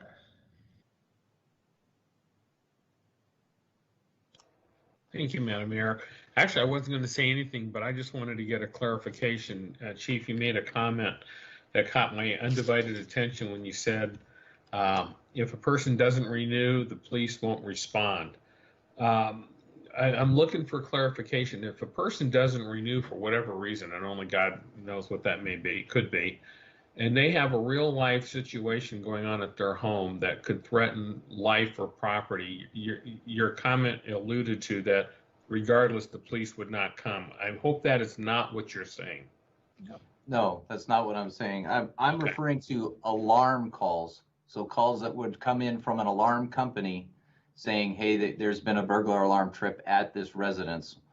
That's what we would say. And those people would be given notice that they were on that non-response list and for what reason. So they have plenty of opportunity to rectify that for sure. That's one of the things is somebody that's calling 911, that's not an alarm call. That's a call for service from a citizen, and those we respond to. Okay. Just wanted to be, since this is televised, I want to be crystal clear Sure. what you're saying. Okay. Yeah. Thank Absolutely. you. Mayor Pro Tem Worthington, you had a comment or question. Mayor Bellisi, yes, I did have a question for the chief, and yeah, thank you, Chief. So help me with this. I think you've answered this before, but I don't think it's been here in this meeting, so I wanted to bring it back up. If someone has an alarm call that goes into the company calls you, and then we have an officer on the way, and then the officer gets there, but between when the officer got the call and arrives, the private citizen or business called the alarm company and said, oops, it's a mistake, don't do this. Do you charge for that? We do not. If there's evidence that the call was made to cancel our presence, even if it's after the fact that we get there, they're not charged for that, because there is sometimes a delay between that call to the alarm company and then the alarm company calling the 911 center and then getting the call out to the officer to say, hey, cancel. We recognize that those issues, if the homeowners has taken the step to do the right thing and cancel it, then yes, we honor that. Okay. All right, great. Thank you. I just wanted to get clarity on that. Otherwise, I appreciate the updated information. I think that helps me, and I suspect it helps all of us. Councilmember Figueroa, you had a comment or a question. Please unmute yourself. Yes, Mayor, this is Javier. And so, Chief, getting to council members' comments, especially Keel's, and that is about the true cost. Your recommendation is $100, but you mentioned in your report that what appears to be a truer cost was $300 and something if you did a simple math. Why aren't you not recommending the true cost of the 300 and something for the false alarm versus the 100? Well, I always try not to ask for too much, right? And then you get less. But there's also a couple ways to get to the number. So we have two components, or actually there's multiple components to recouping our costs. There's the $40 permit annual fee. And when you look at the number of permits that we have, which now we know through this transition to our new software, we're getting a very good solid number that we're closer to that 4,000 range of permits. That if we charge $40 per permit, and there's close to 4,000 of those, that gives us roughly $160,000 in revenue from that alone. And then if you do the 400 false alarms that we have annually, and if we charge that $100 for each of those, that's another $40,000. So that puts us right around that $200,000 mark. Now, $300 per call at 400 calls a year is $120,000. And then you add in the costs to run the program itself, another $25,000 to $30,000 for staff time. That's $150,000. The software alone is $16,000. That increase, that's an annual cost. So now we're up to $165,000 to $170,000. So that's kind of where we looked at that balance of costs. Also, the idea is if we're doing this, that false alarm number is at 400 right now. I'd love to see that go down to 200. And so I'd like to see the false alarm permit being more of our sustainable funding to support what we do than the false alarm fee, especially as we try to work with homeowners to make sure they're doing a better job of managing their systems. I hope that answers the question. Kind of. I lost you there somewhere in there, but are you saying that the $40 fee is somewhat substituting, or not? That's not the right word. That a portion of that is being used to pay for the real cost of a false alarm. So instead of 300, you're only doing 100 because you're getting enough out of the 40. I think I looked at it from a total package of how much money the whole program would generate. So in a way, to answer your question, yes. Yeah. Okay. So getting back to Mr. Kilson, which I think he has a legitimate question, and you answered, how we're actually charging the total amount. We're not undercharging, but how you're doing the math is where I might have to disagree a little bit, because now the other permittees of the alarms are paying 40. Maybe they should be paying 30 and not 40, and really only be paying the cost that they should be charged and not be charged extra to make up those that are misbehaving. So we really should be charging the true cost to for that alarms, permitting process and everything else, and then charge to 300 for those that are actually really not that are misbehaving, and that would be the true cost. So why not? I mean, just to be able to, because right now it seems like it's unfair to those that don't that are behaving and following the law and are paying and substituting for others that are misbehaving. And it gets to Mr.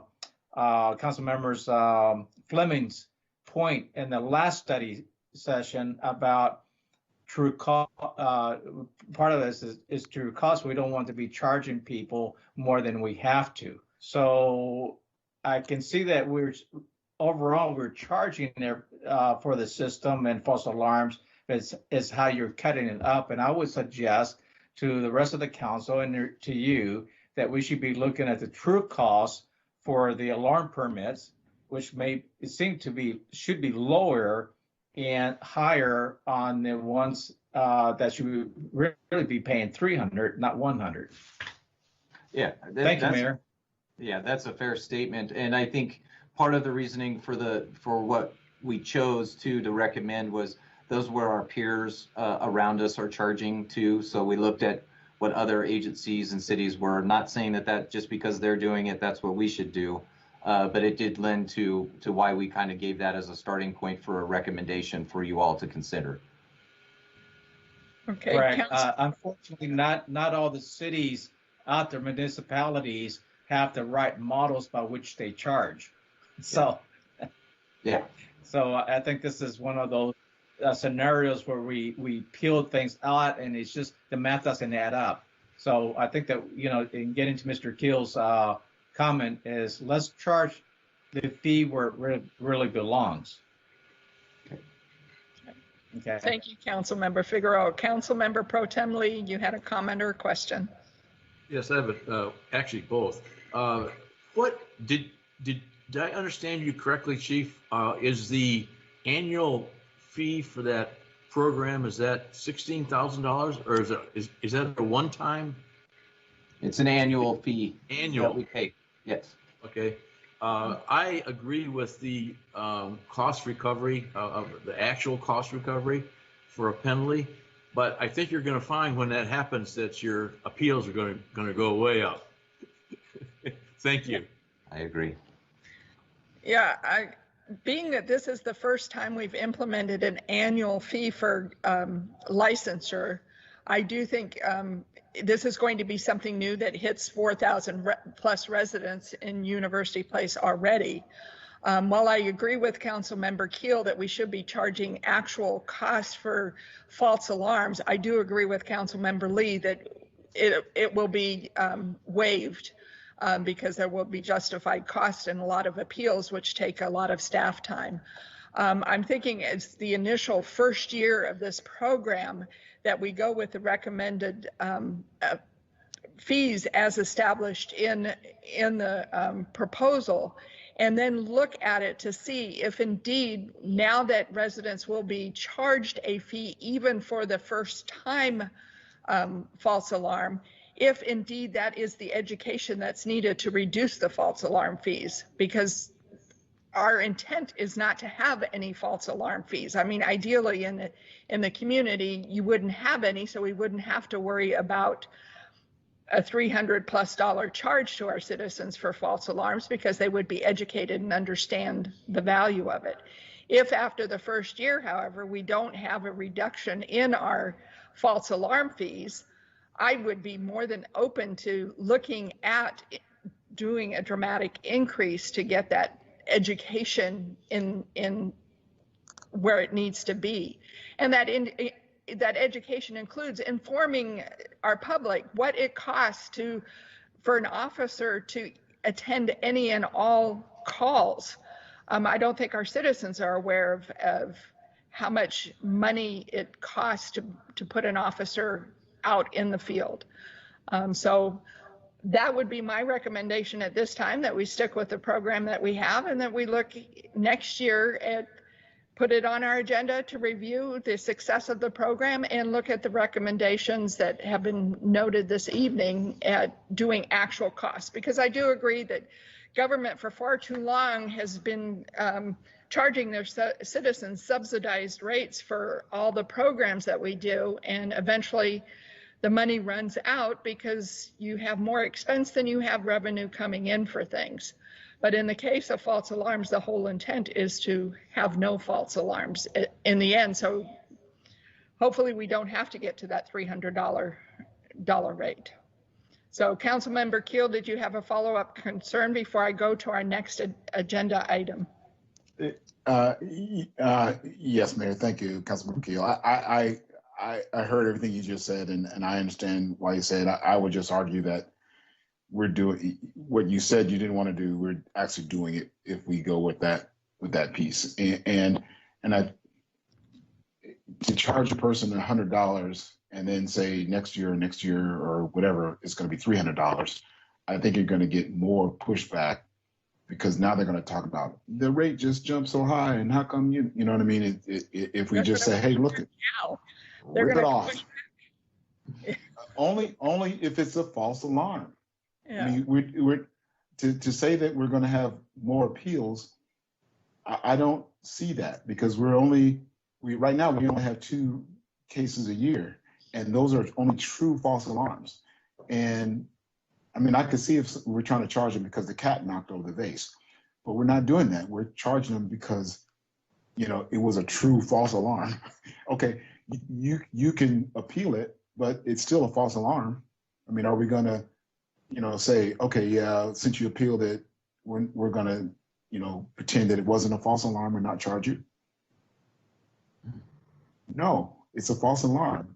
It's $300, because that's the cost. It costs to send an officer out there to respond when they could have been doing something else. Well, with that argument, we should be charging $300+ for an alarm fee, because that you have an alarm, chances of an officer going there to your place is $300. No, we don't charge. If they're already paying for the service. If they have a real need for the service, they're paying for it already. I mean, that's why we have the officers that we have. So it's not that. It's really to get after, and you said it, the education around making sure that you don't have a false alarm. And I think $100 education is a lot worth less to me than a $300 education. A $300 education, I'm paying attention. $100, oh yeah, $100, no problem. It sounds to me as though we as a council need to discuss this without potentially, with Chief Primo just being in attendance, and we can hash out the issues and concerns we have, because we do have a couple of council members and wanting to look at raising both the permit fee and the false alarm fee, and that we need to discuss the financial impacts and yays and nays of that, and have a quick discussion, not an all evening long discussion, but hash out those concerns so we can move this issue forward for adoption. One final comment, Councilmember Figueroa. You are muted, sir. You're muted. Okay. So thank you, Mayor. So my last comment as we proceed, and we don't have to discuss it anymore. I think it looks like we need to move on, but I'm against the majority of the alarm permittees to subsidize those that misbehave. That's where I have a hiccup right now. So thank you. All right. Okay, Mayor Pro Tem and I will discuss it at the next agenda setting meeting with staff as we move forward. We're already approximately a half hour behind, and we have a long hour-long discussion on the form-based code to get the update on what's gone on. And this is one of many study sessions I'm sure that we're going to have over the course of this finalizing the form-based code. This evening, we do have our Planning Commission Chair, Cliff Quisenberry, with us, and our planning director, David Swindell, to do a presentation and an update so that everybody's on the same page as far as form-based code. So with that, Mr. Swindell and Mr. Quisenberry, the show is yours. And I'm going to forewarn staff that here in about 35 minutes, I will be asking for a time extension on this. Very good. Amanda, can you get the PowerPoint up, please? Thank you. By way of process, Madam Mayor, would you like me to run through the entire PowerPoint, or do you want to be able to stop and ask questions as I proceed? What would be easier for you? I'm assuming since it is a PowerPoint, going back and looking at slides might present a problem for staff that is forwarding the slides for you. So I think going through everything up front might answer questions that people would otherwise have before we get to them. So I would prefer to go all the way through and then come back. Okay. What I'd like to do is, next slide, please. Well, I'm going to summarize it here really quick. There's a short summary section, kind of with some background, and then I'm going to go through a number of code amendments, zoning code amendments, which are required to keep the rest of the code consistent with the form-based code. And then, so I'm going to go fairly rapidly through the first several chapters of the code that are impacted. And then when I get to 19.54, that's the actual form-based code, I can either go through it very slowly and meticulously, or I can jump over it and go to the rest of the code amendments, which again are mostly consistency, and then come back to the form-based code and go over it more meticulously. I think that's how I'd like to present it. Okay. All right. So in 2014, the Puget Sound Regional Council granted the City of University Place our provisional status for our regional growth center. We adopted the sub-area plan in November of 2017, and the Puget Sound Regional Council gave us full designation in July of 2018. Following the adoption of the sub-area plan, the action strategy included amending the comp plan, the zoning code for consistency with sub-area plan, and recommended that we look at using a form-based code for the Regional Growth Center. The city hired the consultant to assist us in developing a form-based code. We did this work with the consultant for about a year with a lot of public meetings and extensive public outreach before we got off on our own to integrate it with our existing code. Next slide, please. So in 2018 and 2019, the Planning Commission reviewed proposed amendments to the comp plan to implement the regional growth sub-area plan. And they're going to look at they've done that, and we're ready to bring the comprehensive plan amendments proposals to the City Council concurrently as you get ready to adopt these planning amendments. But things like changing the town center and community commercial zones to our mixed use zone designation, amending the land use policies regarding our regional growth center, amending the comp plan map, amending descriptions of plan designations, and amending text in a couple of the other comprehensive plan housing elements. I should add that combining the multiple comprehensive plan designations into one mixed use designation achieves the goal, the City Council goal, to include broad categories of land use designations within several zoning districts to be located in accordance with an earlier resolution, 791. And this is, so next slide, please. The Planning Commission is also reviewing this is really a redundant one. This is really for a sub-area plan consistency. Next slide, please. So as I indicated in my introduction, because the form-based code applies to the regional growth center and not the entire city, the form-based code has been integrated into the zoning code to avoid redundancies. So the chapters being amended include 19.45, which is authority, purpose, interpretation, definitions, zone map designations, and interpretation of boundaries, the use and zoning classifications, accessory uses, density and dimension, design standards for mixed-use zones, which replaces 19.51 and 19.52, the form-based code itself in 19.54, the 19.55 overlay zones, actually the mixed-use standards replaces one of the overlay zones, and then general design development standards, and specifically to do with drive-throughs, signs, and discretionary use permits. Next slide, please.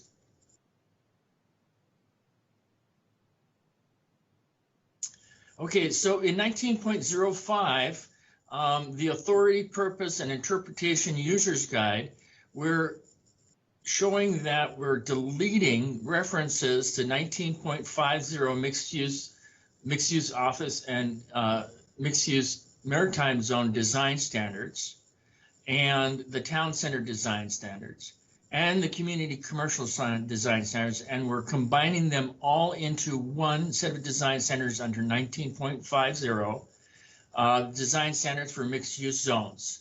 And they will apply, like I said, to all the mixed-use zones. And then we're also adding the 19.54, which is the regional growth center form-based code. Next slide, please. In section 19.10, we're doing only one change to the definitions, and that is defining affordable housing. And this is the definition used most commonly in the region, in fact, in the United States, for what affordable housing means. And the reason we needed to add this is because there are areas within the form-based code, as well as within our existing code, that give incentivize the development of lower or affordable housing by providing additional density or height. Next slide, please.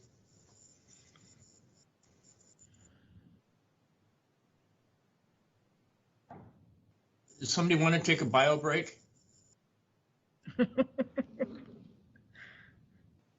Okay. I confess, I already did. So I'm okay. For another hour. All right. Okay.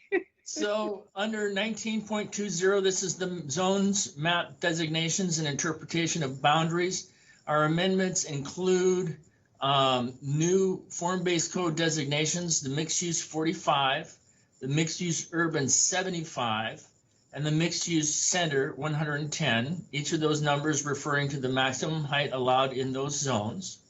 We would be deleting the town center zone description and the community commercial zone description, which are being replaced by the form-based code, and amending mixed-use office, neighborhood commercial, and light industrial business part to mixed-use urban industrial. And that's also a 75-foot height limit. Next slide. The form-based code relies less on the separation of uses and more on the form of buildings, streets, open spaces, and neighborhoods. Similar uses are grouped together. Allowed uses outside the regional growth center appear in 19.25, which is where they were before, but within the regional or within the form-based code, or within the regional growth center, rather, the uses provided in 19.54. Some of the uses, what we did was we combined a lot of the different uses that were defined and lumped them together. For example, like government administrative services included, we had separate definitions or use types for postal services, police services, municipal government services, jails, and holding cells, and we combine them all into government services. So that's one type of area. The distribution and collection of utilities, we had all of them separately listed. We listed them all together under one particular definition. Likewise, with administrative and professional offices, retail sales, there was lumber stores, there were pharmacies, there were general merchandise. Basically, it was all retail sales, so we lumped it into one category and then described the types of uses that would fit in there. Next slide, please. Accessory uses, likewise, we amended the accessory use table simply just to add the form-based code zones and delete those that were replaced by the form-based code zones. Next slide. For the density and dimension chapter, there was this long description of justifying 9,000 square foot lots. This is something I know that Mr. Fleming had issues with when the lots subdivision went in next door to his house there. We added new and deleted old zone classifications from the density and dimension tables. We deleted maximum density in the form-based code zones. We deleted some setback requirements in zones where the mixed-use design standards have been amended.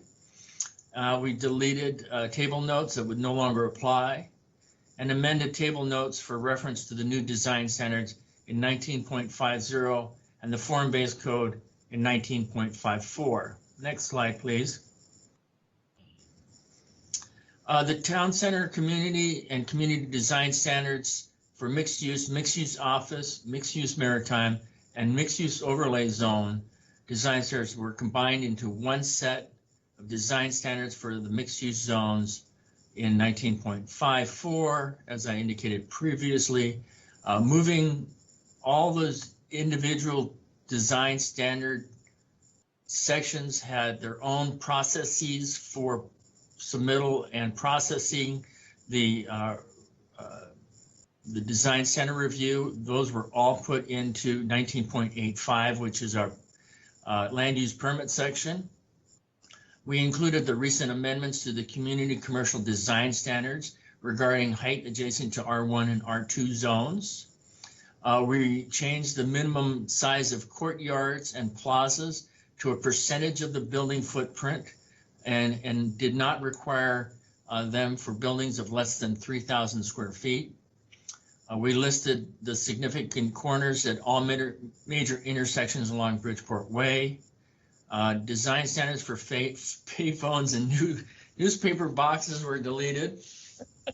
Design standards for signs were all moved into signs so people could go to one location for those. And street standards have been divided into principal arterials, minor arterials, and collector arterials to conform or be consistent with our federal standards. And this is something that Jack had requested. Next slide, please. The town center design standards have been deleted, as I indicated before. They were in 19.51 and are replaced in 19.50. Next slide. Okay, and likewise, the community commercial designs were deleted and replaced with the design standards in 19.50. Next slide, please. This is the beginning of the form-based code here, and the form-based code includes the following sections. 19.54 with the purpose of the form-based code, who has the authority, who has the responsibility for administrating the form-based code, the zones and the regulating plan, which is basically the zoning map, land uses that are allowed in the form-based code or in the regional growth center, building types and standards, frontage types, and street standards. Amanda, can you bring up the basically the whole PowerPoint on the slides? I'd like to skip to the next section. The 19.54, it would be 19.55.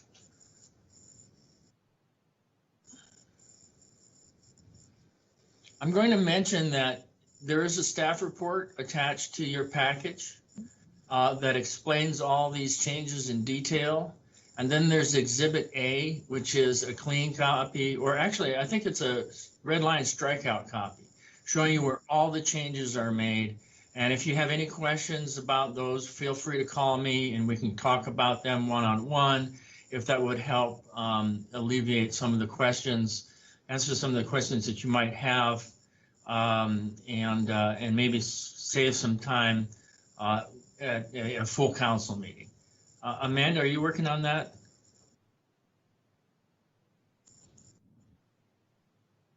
Okay, thank you. So in 19.55, overlay design standards. So the design standards for the mixed use incentive overlay zone, which is code for Grandview Plaza, have been deleted and replaced with the design standards for the mixed use zone. So years ago, for those that you remember, we did an incentive zone to try and we increased density and height in that area. We even floated some big plastic rubber balloons for the people in the neighborhood so they could get an idea of how tall the buildings could be. But those design standards are going away and being replaced with the design standards for mixed use zones. Now, all the mixed use zones are going to have the same design standards. It's not going to have to be looking around for which ones apply where. They were all very similar to begin with. And it was pretty much a no-brainer. Next slide, please. Oh. So again, landscaping and trees. Here's a couple of amendments that we did when we employed the contractor with the form-based code. They brought a landscape architect with them to help us out and amended the definitions of invasive and trees to add some invasive plants. We amended the zoning names, removing town center and the community commercial zones and adding back in the form-based codes or zones, and added also provision for low impact development biofiltration as an alternative to some of the parking lot landscaping requirements. Next slide. So in general development standards, regarding drive-throughs, we're permitted, drive-throughs and drive-up uses are permitted as an accessory use to a principal building. Uses allowed in the following zones subject to the standards in the section.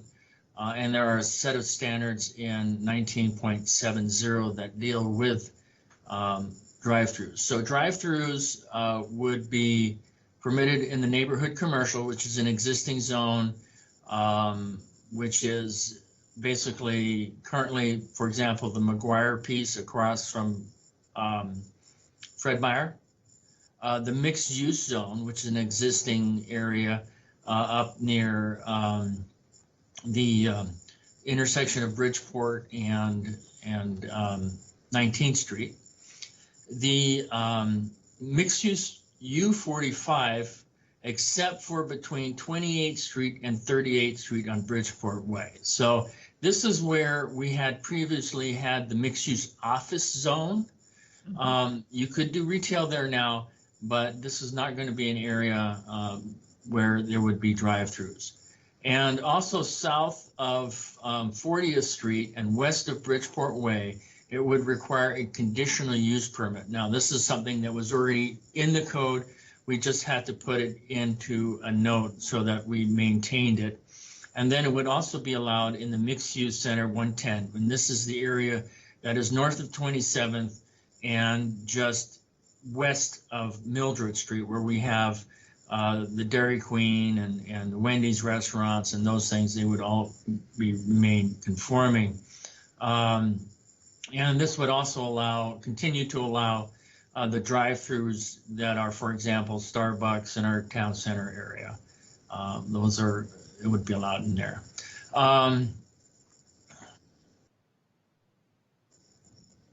Okay, so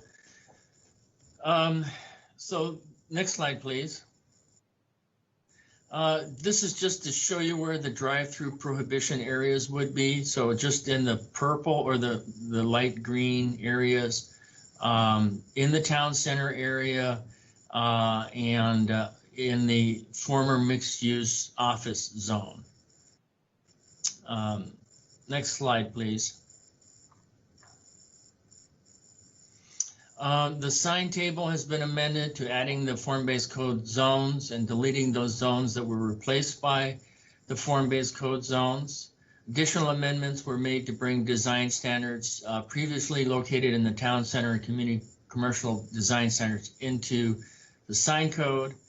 We defined some illumination standards and added a temporary A-board design standards that would apply within the town center. And those types are what we call handcrafted signboards would be allowed with an annual permit rather than just a short-term temporary permit within the town center. And that is geographically limited primarily to the village of Chambers Bay. Next slide, please. Okay, and then this is the last section before we go back to 19.54. As I indicated earlier, the design standards, all the different design standards had different processes, but similar processes from 19.50, 51, 52, and 55. All that submittal and process requirements were moved into 19.85 under discretionary use permits. The phasing, ability to phase the project was moved from a couple sections, or from 19.51 rather, to this section. And the expirations also, chapters were moved from 3 separate places all into one place. Amanda, can you go back to the 19.54 form-based code? And while she does that, are there any general questions while she does that? You're muted. Yep. Are there any questions from council at this time? Councilmember McCluskey. Okay. Thank you, Mayor. I just would like a clarification on when you're describing that we're going to increase our density in the regional growth center. Does that mean that you're going to also increase the height of the buildings? That's correct. The limiting factor, if you would, is the height and on-street parking or off-street parking requirements and landscaping requirements and the market. So density wouldn't be, like here in the town center, currently there is no maximum density. And you look at the Clearview apartment next here to City Hall, there's over 100 dwelling units per acre. But just by looking at the building itself, looking at the form of the building, we like the looks of it, you wouldn't know that there's over 100 dwelling units per acre. And in the past, density was a very sensitive word. And people would say, oh, we don't want that high density, you know, we don't want the looks of that. But the form is what really counts for us. And we look at that building and we look at how it addresses the street. And we really don't know that there's 100 dwelling units per acre or more. And that is because a lot of the units are studio and 1-bedroom apartments. Now, I guess the downside is there is a traffic impact to that. And when we did our town center plan development district, we were planning on that. We actually planned on up to 750 dwelling units within this 13-acre area. And Larson Lane, one of our mitigations for that was developing this Drexler Drive and Larson Lane. So that was something that you addressed with Jack this evening. That was actually mitigation under the planned development district in order to help alleviate the traffic impact associated with a number of dwelling units. And we still have not reached that 750 dwelling units in this area. Okay, just to follow up on that, so in the Narrows or the Four Corners, that it's, I don't know if it's officially renamed, and also the Grandview Plaza, you know, yes. I look at those as two different density situations. And so will the traffic impact and how it aligns with the street dictate the density that will be allowed let's say the Grandview Plaza area, certainly you can't expect the same density as you would in the Narrows. That's true, and the Grandview area would be allowed to go to 75 maximum height, but in the Narrows Plaza up to 110. Now, what we're going to find out, and one of the ways this is kind of everything's tying together nicely, is the Housing Action Plan includes a needs assessment, and it also includes a market analysis.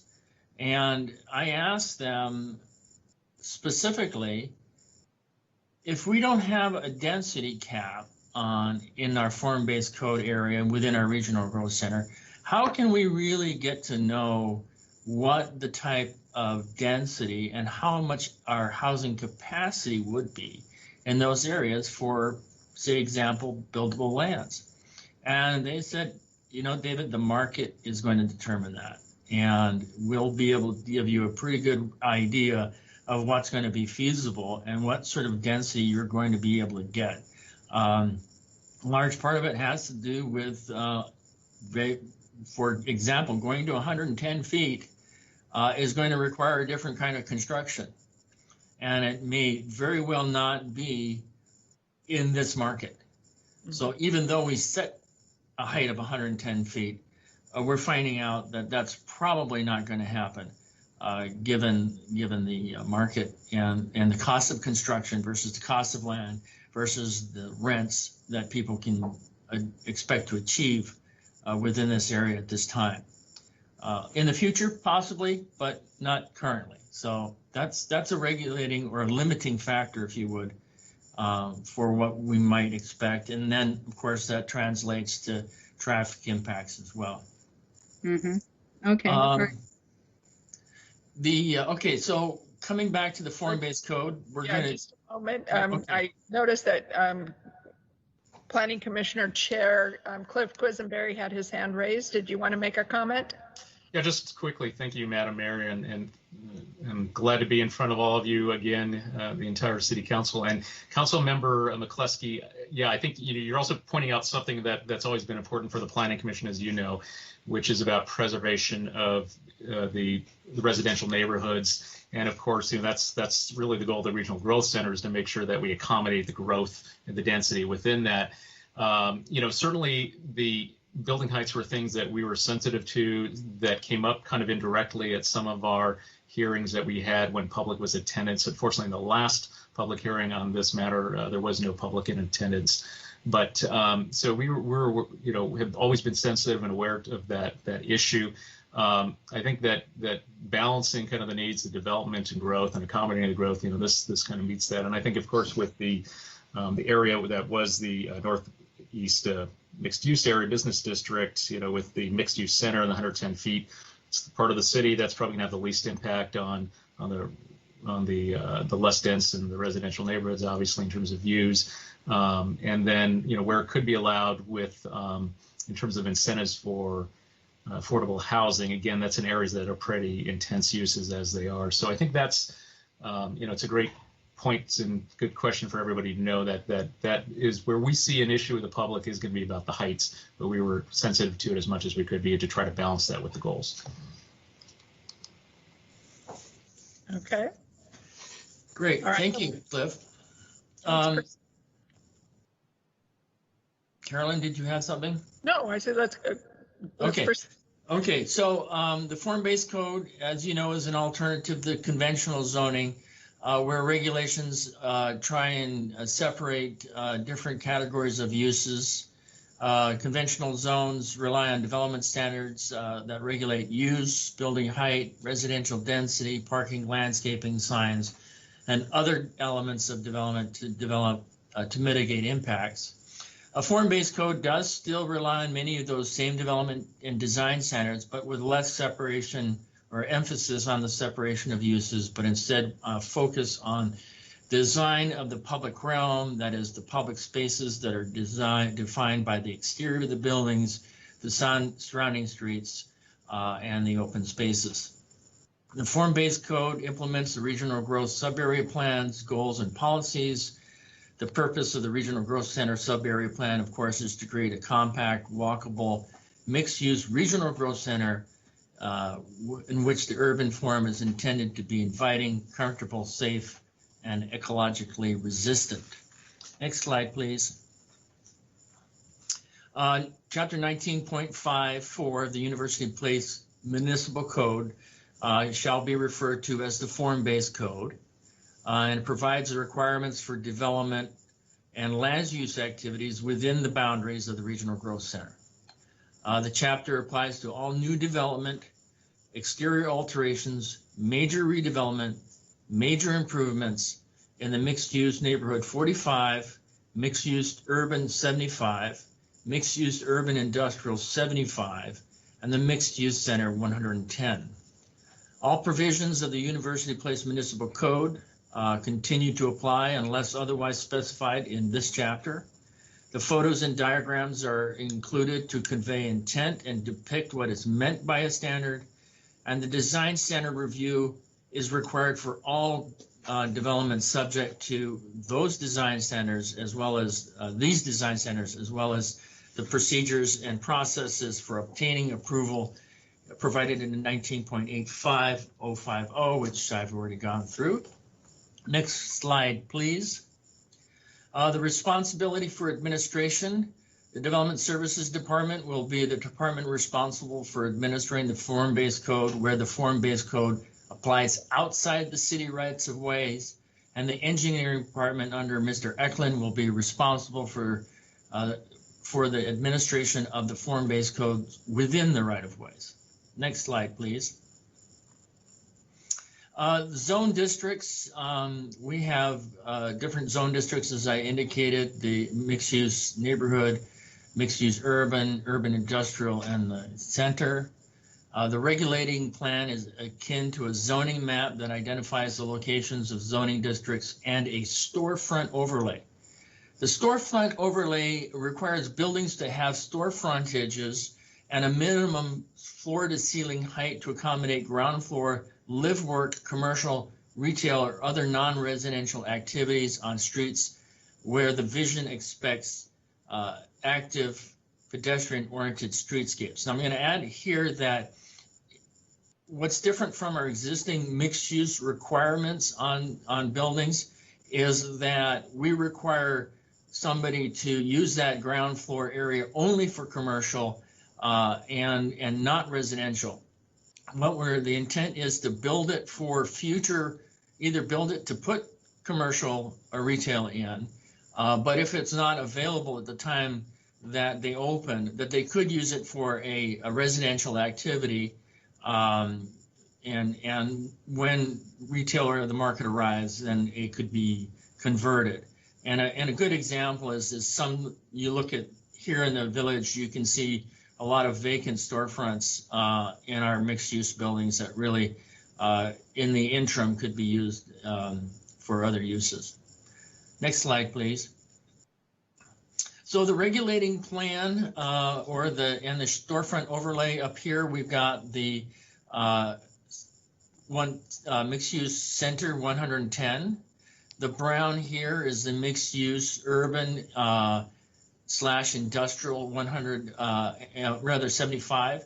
And these right now are consistent with the boundaries of our mixed-use area here, and then also with the industrial business park. Up here we have existing multifamily high density, that is the neighborhood being converted to neighborhood 45. Up in this salmon color, I guess that's salmon, that's the mixed use urban 75. Likewise here at the Grandview Plaza, and then in the former town center and the community commercial zones are mixed use urban. And then wherever we could, and especially between the more intense uses and heights here, had a buffer, if you would, from residential neighborhoods in the form of the mixed-use neighborhood 45s. Okay. And pretty much. I do need to request a motion to extend for another 30 minutes. Do I have a motion? Mayor Belisi, a motion to extend tonight's meeting for another 30 minutes. Do I have a second? Councilmember Keel, I second. Okay, I have a first and a second. Do I see any objection? Seeing none, motion carries. We're extended for 30 minutes. Mayor Pro Tem, did you have your hand raised for a question or was it for the motion? It was for the motion. Okay, thank you. Okay, Mr. Swindell, your Council Member Fleming, you had a question? I do, Madam Mayor, if I might. Dave, when you and I first talked about form-based code, one of the things you assured me is that it did not involve neighborhoods, that we were looking strictly at where we had commercial at the present time. And suddenly now I'm looking at this sprawl into neighborhoods. I'm deeply concerned because one of the things that I can say for certainty the citizens of UP does not want is what we have over in our neighboring city, where we have businesses mixed in with neighborhoods, and they lose that identity of where business ends and neighborhoods begin. Why this change? Really, and Cliff, you can jump in as well. There is no change in the boundaries of our commercial zones. What you're seeing here is a change in the name of the zones, the uses that are permitted, and the design standards, and specifically the form-based code. But everything you see in color right now is already a commercial zone, either a commercial zone or a multifamily zone. Yeah. And the 45 is currently permitted. Currently the maximum height in those zones. Yep. Yeah. So you look, Dave, north of 35th Street, and what I currently see in our community are houses and duplexes, and yet we've designated that as mixed-use neighborhood 45, which by the definition you've given us, we could make it anything we want, or we could build anything we want in there and really create, I don't know what, high density as well as commercial. Yeah, this whole area right here and here, right you need here. to describe it, Mr. Swindell. No, there is no cursor. Oh, I'm sorry. The area between 35th and 28th Street, which is colored a dark yellow. Yep, that's what I'm That talking is about. currently mixed-use office. So the only thing that prohibits in that area is retail. What about back there where we've colored in Adriana Hess Street or whatever that street is back there, right there? That is currently high-density residential. That's all apartments. Go south of bring your cursor south, right there. Yeah, that's the Hidden Hills apartment complex. There's about 400 apartments in that area. Yeah, that is currently multifamily. That is high-density multifamily. All right. Okay. So what's harder to see though on this map, and I'm going to have to improve it, is that these red lines here along 27th, along Bridgeport, in front of Grandview Plaza, and in our town center area, and extending down to 42nd Street here on Bridgeport Way and along 40th. That's the storefront overlay that I talked about. So those are anything that fronts on those streets are going to be required to be designed to accommodate future commercial. Now, what that does though, and this may be somewhat controversial, is that, for example, if Amanda, can you put the cursor at the intersection of 27th and Bridgeport? Thank you. And then move to the east a little bit. East and south. Yeah, so that area right there that's pink is a piece of property we've had a real hard time developing in the past because it's been a mixed-use zone. In a mixed-use zone, you have to have a commercial or retail component on the ground floor, but it's off the beaten track. And that's where, because it's not a storefront, you'll be able to get a standalone multifamily building up to 75 feet. So that's a big departure from what we've had in the past, where we've required all our mixed-use buildings to have a commercial component on the ground floor. There is no way. People have tried and tried and tried to sell that property with a commercial, and there are others that are in back off the major arterials, off the arterials, that where we're requiring any mixed-use building to have, any residential building to have a ground floor commercial use, and it's just not in the market. So those developments and those parcels just sit and sit. And so that's, I see Steve's got his hand up. Yeah. Mayor Pro Tem. Thank you. Thank you, Mayor. And yes, David, I did have a question just right on, and this is the timing is perfect here. So what I think I heard you say before, though, is they can build residential first floor in terms of use, but it needs to look like a future work or retail space. Is that one of those areas? It has to accommodate that. No, that particular one that's back on Morrison, that's not on Bridgeport and it's not on 27th Street. There's a parcel back there, and this is just an example of one of them, but right across the street from there where Mario Santelli has his part of his nursery, that could be developed as a standalone multifamily building without the commercial ground floor component. Okay, all right. But if you're on the red line, you have to have commercial on. Then we have the storefront requirement. You have to have the storefront requirement. Exactly. Okay, thank you for the clarification. Yep. Okay, next slide, please. So the next mixed-use neighborhood 45, there's kind of an example of the building types that could go there.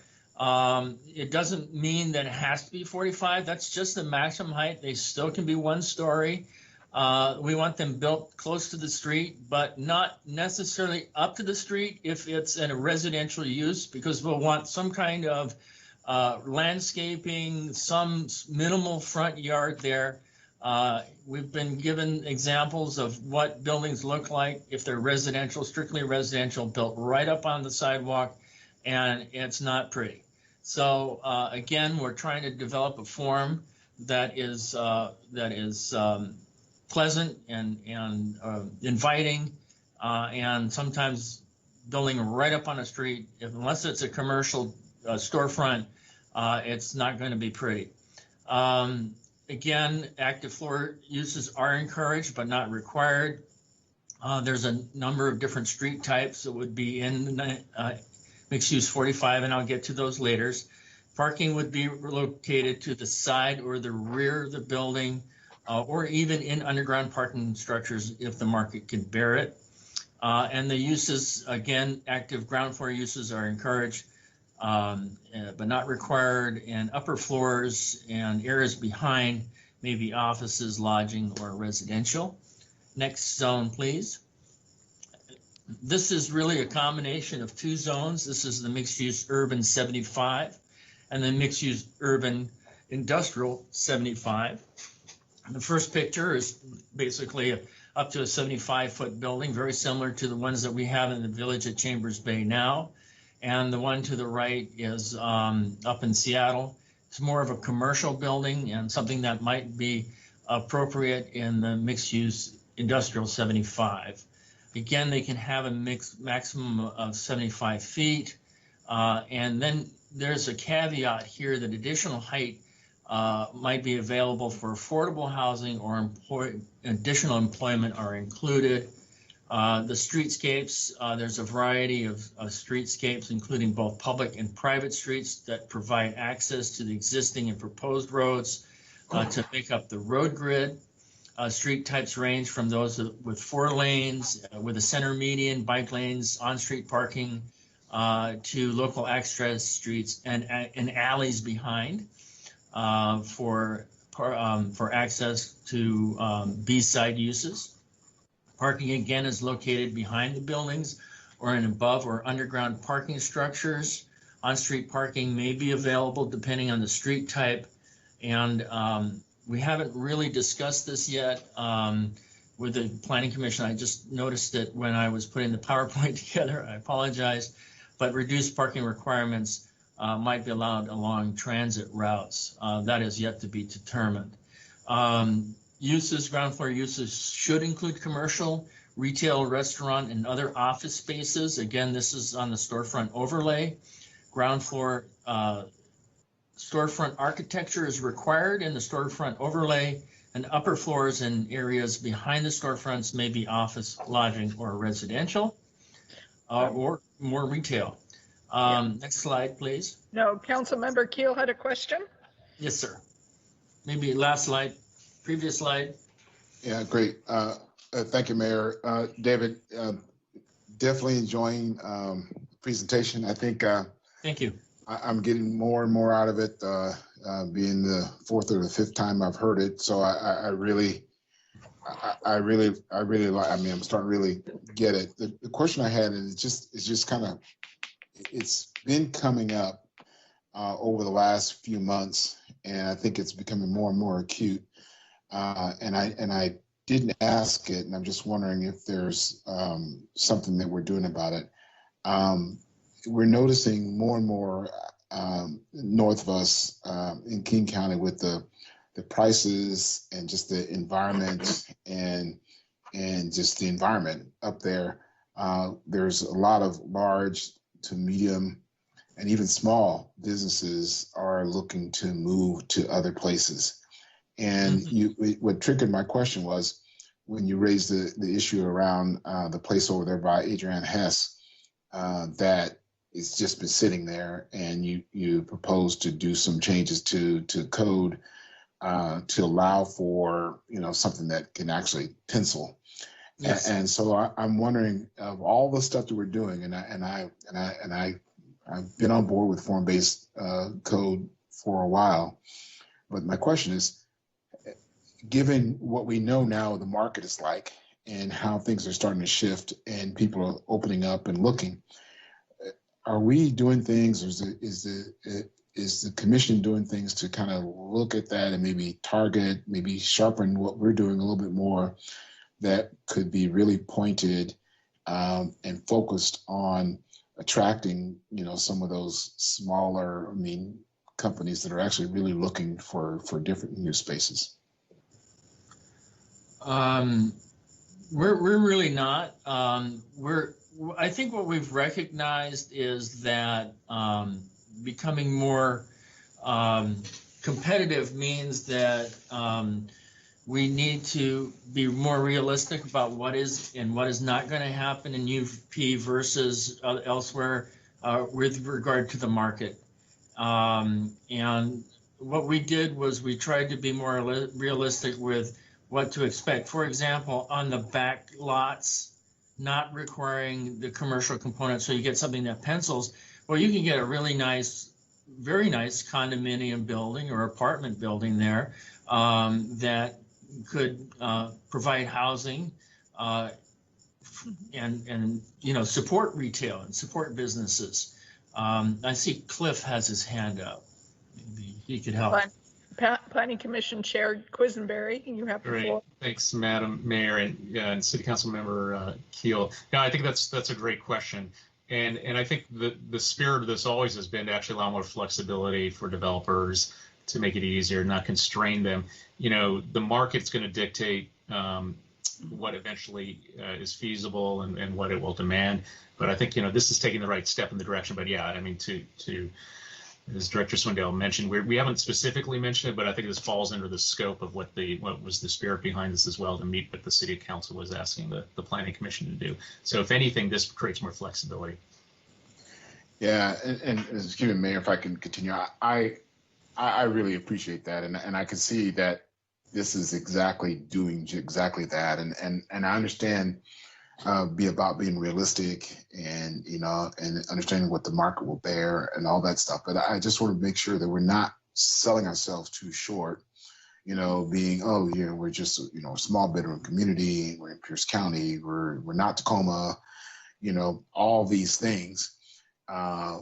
when at least in the I spend a lot of time in King County myself and talking to a lot of businesses and doing a lot of stuff, and I know that there are things that we can offer as a community are the things that those companies with their employees are really looking for, and they don't know about us, and so anyway, I think there just needs to be a balance about being realistic, but also maybe kind of us graduating kind of to the next level as far as what we have to offer, especially given light rail coming in a few years and all the other developments that are happening around us as well.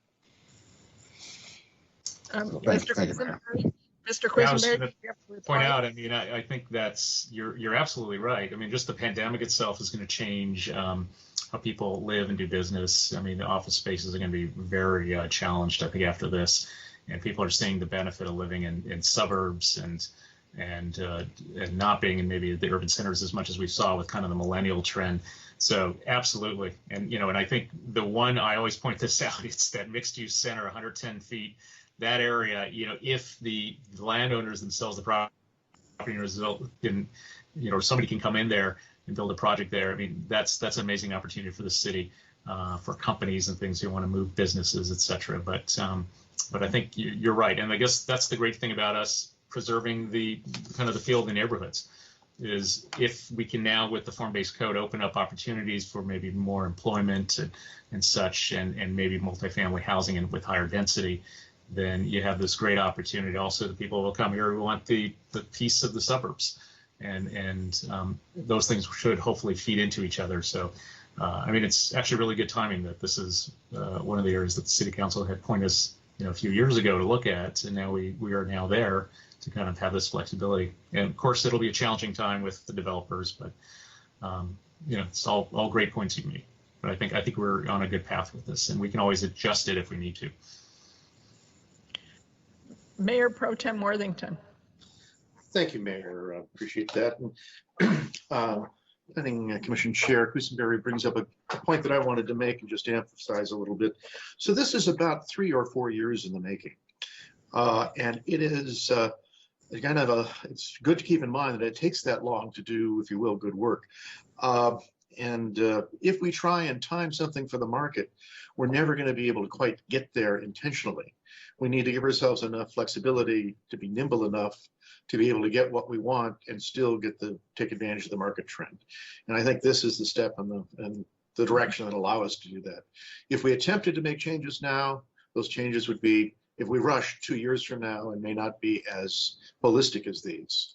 So it is good timing, but it's by coincidence, but at the same time, what we need. I have some other questions about the mixed-use urban industrial zone for some other time, but I did just want to bring that up at this point right now and echo what Councilmember Keel was saying as well. Thank you. Thank you very much. Okay, next slide, please. And here is the Four Corners area, if you would, mixed-use commercial or center 110. I'm not sure, talking to our housing action plan people, whether or not we're going to get something that big, but it's going to be available for those who can come and want to do something there. We would certainly like to see redevelopment in that area and intense residential commercial around the future sound transit station there. I think we'll want to put the rail yard underground, but we'll talk about that later. Up to 110 feet, additional height allowed if you provide affordable or employment included by variance. Buildings are closer to the street. Again, a variety of street types and uses used in this zone, both public and private, both 4-lane, major arterials, all the way down to alleys. Parking is located behind buildings or in above or underground parking structures. On-street parking would be available depending on the street types. And again, there may be an opportunity for reduced parking requirements along transit routes. Ground floor uses, again, in the storefront overlay are required to accommodate commercial in the future, but could be used for non-commercial uses until there is a market for them. Next slide, please. I'm very briefly, I just selected a few use types for discussion. As I indicated previously, in 19.25 are the use types that are allowed in the bulk of the city regarding area, and those are not changing other than some of the definitions.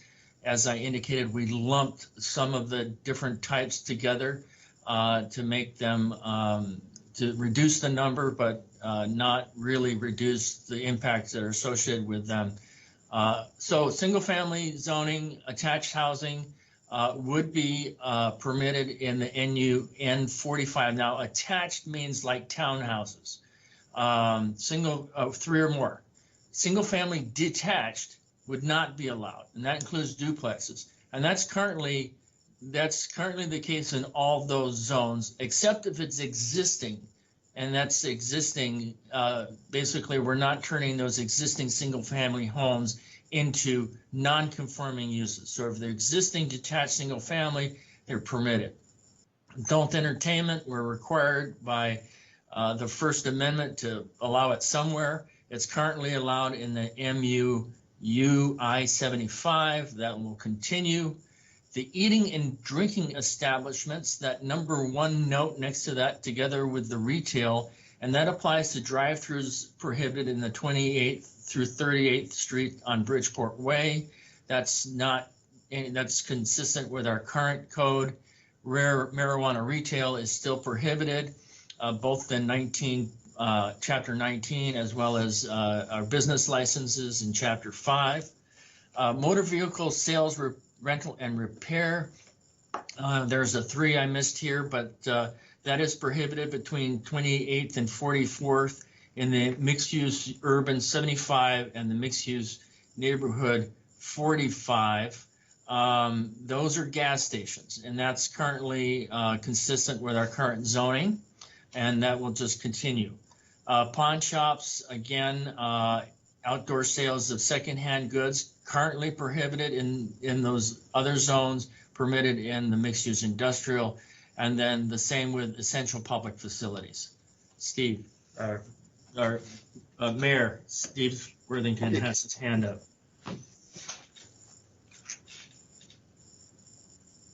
I think you're muted, but I believe I read your lips to say, go ahead and talk.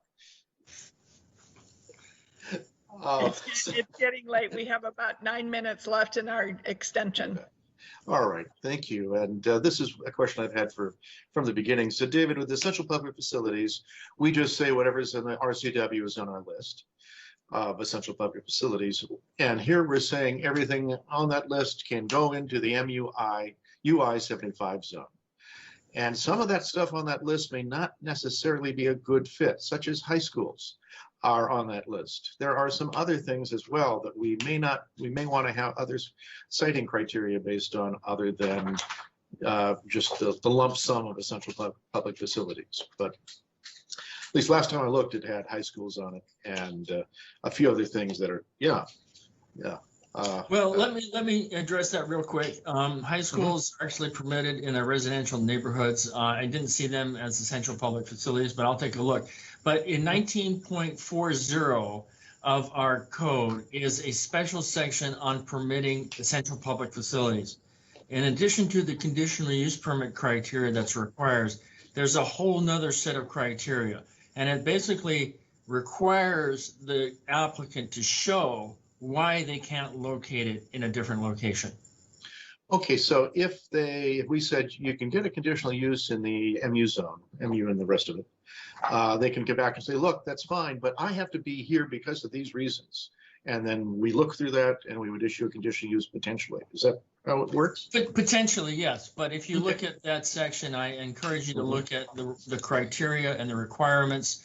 There are also under 19.70 certain requirements for waste handling facilities that require fairly large setbacks that aren't going to be able to be met probably in some of those areas. Yeah, certainly the just area that we have for that zone currently is so small. I doubt that it could contain a single facility and meet setbacks. So, I think we have one there now. You know, I think there's only one there now, but that's all we've got, and I don't anticipate. I don't see it coming, but we recently had someone asking to put in a tire recycling facility there. But they needed to move rather rapidly, and the conditional use permit and essential public facility permit process was they couldn't meet that process timeline. Yeah, is a public utilities or city public works yard, is that an essential public facility for us? No. Okay. All righty, thank you. Just in the interest of time, we'll talk. Next slide, please. Okay, so this section provides descriptions and design standards for individual building types to ensure that they provide the physical form and physical character that we're looking for. Each building type is also required to be compliant with our 19.5, our design standards for mixed use zones, and the building code, obviously. And then certain architectural features such as porches, stoops, bay windows, balconies, cornices can project into the setback areas. Balconies, cornices, awnings, stands, sills, fruit, vegetables, those types of stands are permitted in the public right-of-way, subject to a right-of-way use permit. Building types include the multiplex, townhouses, courts, apartment buildings, live-work units, or buildings, commercial buildings, mixed-use buildings, and liner buildings. Next slide, please. Just a reminder, Dave, it's 5 minutes left unless we need to extend. Okay, I've got quite a ways to go, but if you want to come back and pick this up at a later date, that's fine. Multiplex is basically part of the missing middle housing. 3 to 6 units, includes the fourplexes. Is not permitted on storefront, obviously, because they're not designed for storefront. Then if you look down here, there's some massing requirements. There's also allowed frontages, the porch, stoop, dooryard, and light court. And then different types of parking, and the location of parking is defined. It's going to be interesting when we get to storefronts. Next slide, please. Townhouses. Similar. Next slide, please. Live work is like similar, but again, these would be allowed on the storefront lots, storefront overlay. Again, allowed frontages, some design standards, specific design standards about the frontages and how the building's height, length, those types of things, upper story setback or height. Next slide, please. I'm just going to run through these real fast. Court, we're still working with our architect makers on these axiometric diagrams and some of the pictures. We have a contract with them, and we're going to be changing some of these. Some of these are still draft. Next slide. Just a minute, Dave. How much more time do you need to go through your presentation? Oh, probably half an hour. Is there interest on the part of council to go, or should we extend this to another study session? Yeah, I would like to extend it to another study session. I'm kind of getting mush brain. There's a lot of things to digest and I figure agree. out. Yeah, okay. I'm thinking totally we are all experiencing a little bit of overload. There's so much information here. Yeah, I agree. Okay. I'm ready to go. I'm Yeah. ready to go. Let's go. Okay, so yeah, well, that I can conclude here.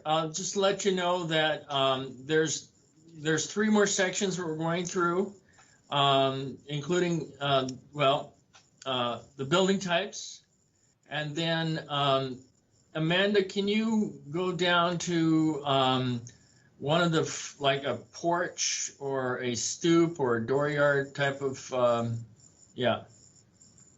So these are the frontage types here, and just like flash through them real quick.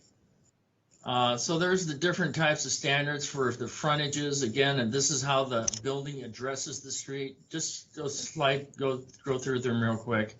Dooryards, forecourts.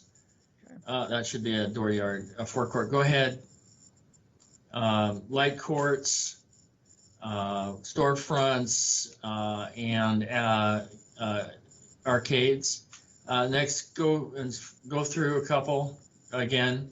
That's the street grid. And I'll talk about that. These are the existing streets, but we're going to propose when we do our district plans, we're going to propose some additional streets, kind of like we have for our town center with Larson Lane, not shown here, but in the future. And there may be other streets as we get into the individual district plans. For example, the Four Corners plan, we'll actually look at adding additional streets there to make that area more coarse, or rather less coarse. Let's go ahead a couple more slides. Well, I think stop. Yeah, I think we need to stop. All right, I just wanted to show you, and then there's all the street types. So that's pretty much it. Into stuff that gives you a flavor for what's coming up next. Yeah, I think we need. Sorry. No, it's so detailed that I knew we would need some multiple study sessions on this. So, seeing as we are kind of at the end of our presentation, because it's been a late night, a lot of intense activity this evening. I am going to work with the Mayor Pro Tem and staff to reschedule a second study session. Hopefully we don't have to wait a month to get that study session back on, so we can continue while we still are current on what's going on there. And I hope that Mr. Quisenberry, you will join us at that meeting. It was very helpful for you to be here this evening, and thank you for taking the time. So not hearing anything, being at the end of our extension, I am going to gavel us out and consider this meeting adjourned, and thank everyone. All right. We are adjourned. Thank you very much. Thank you.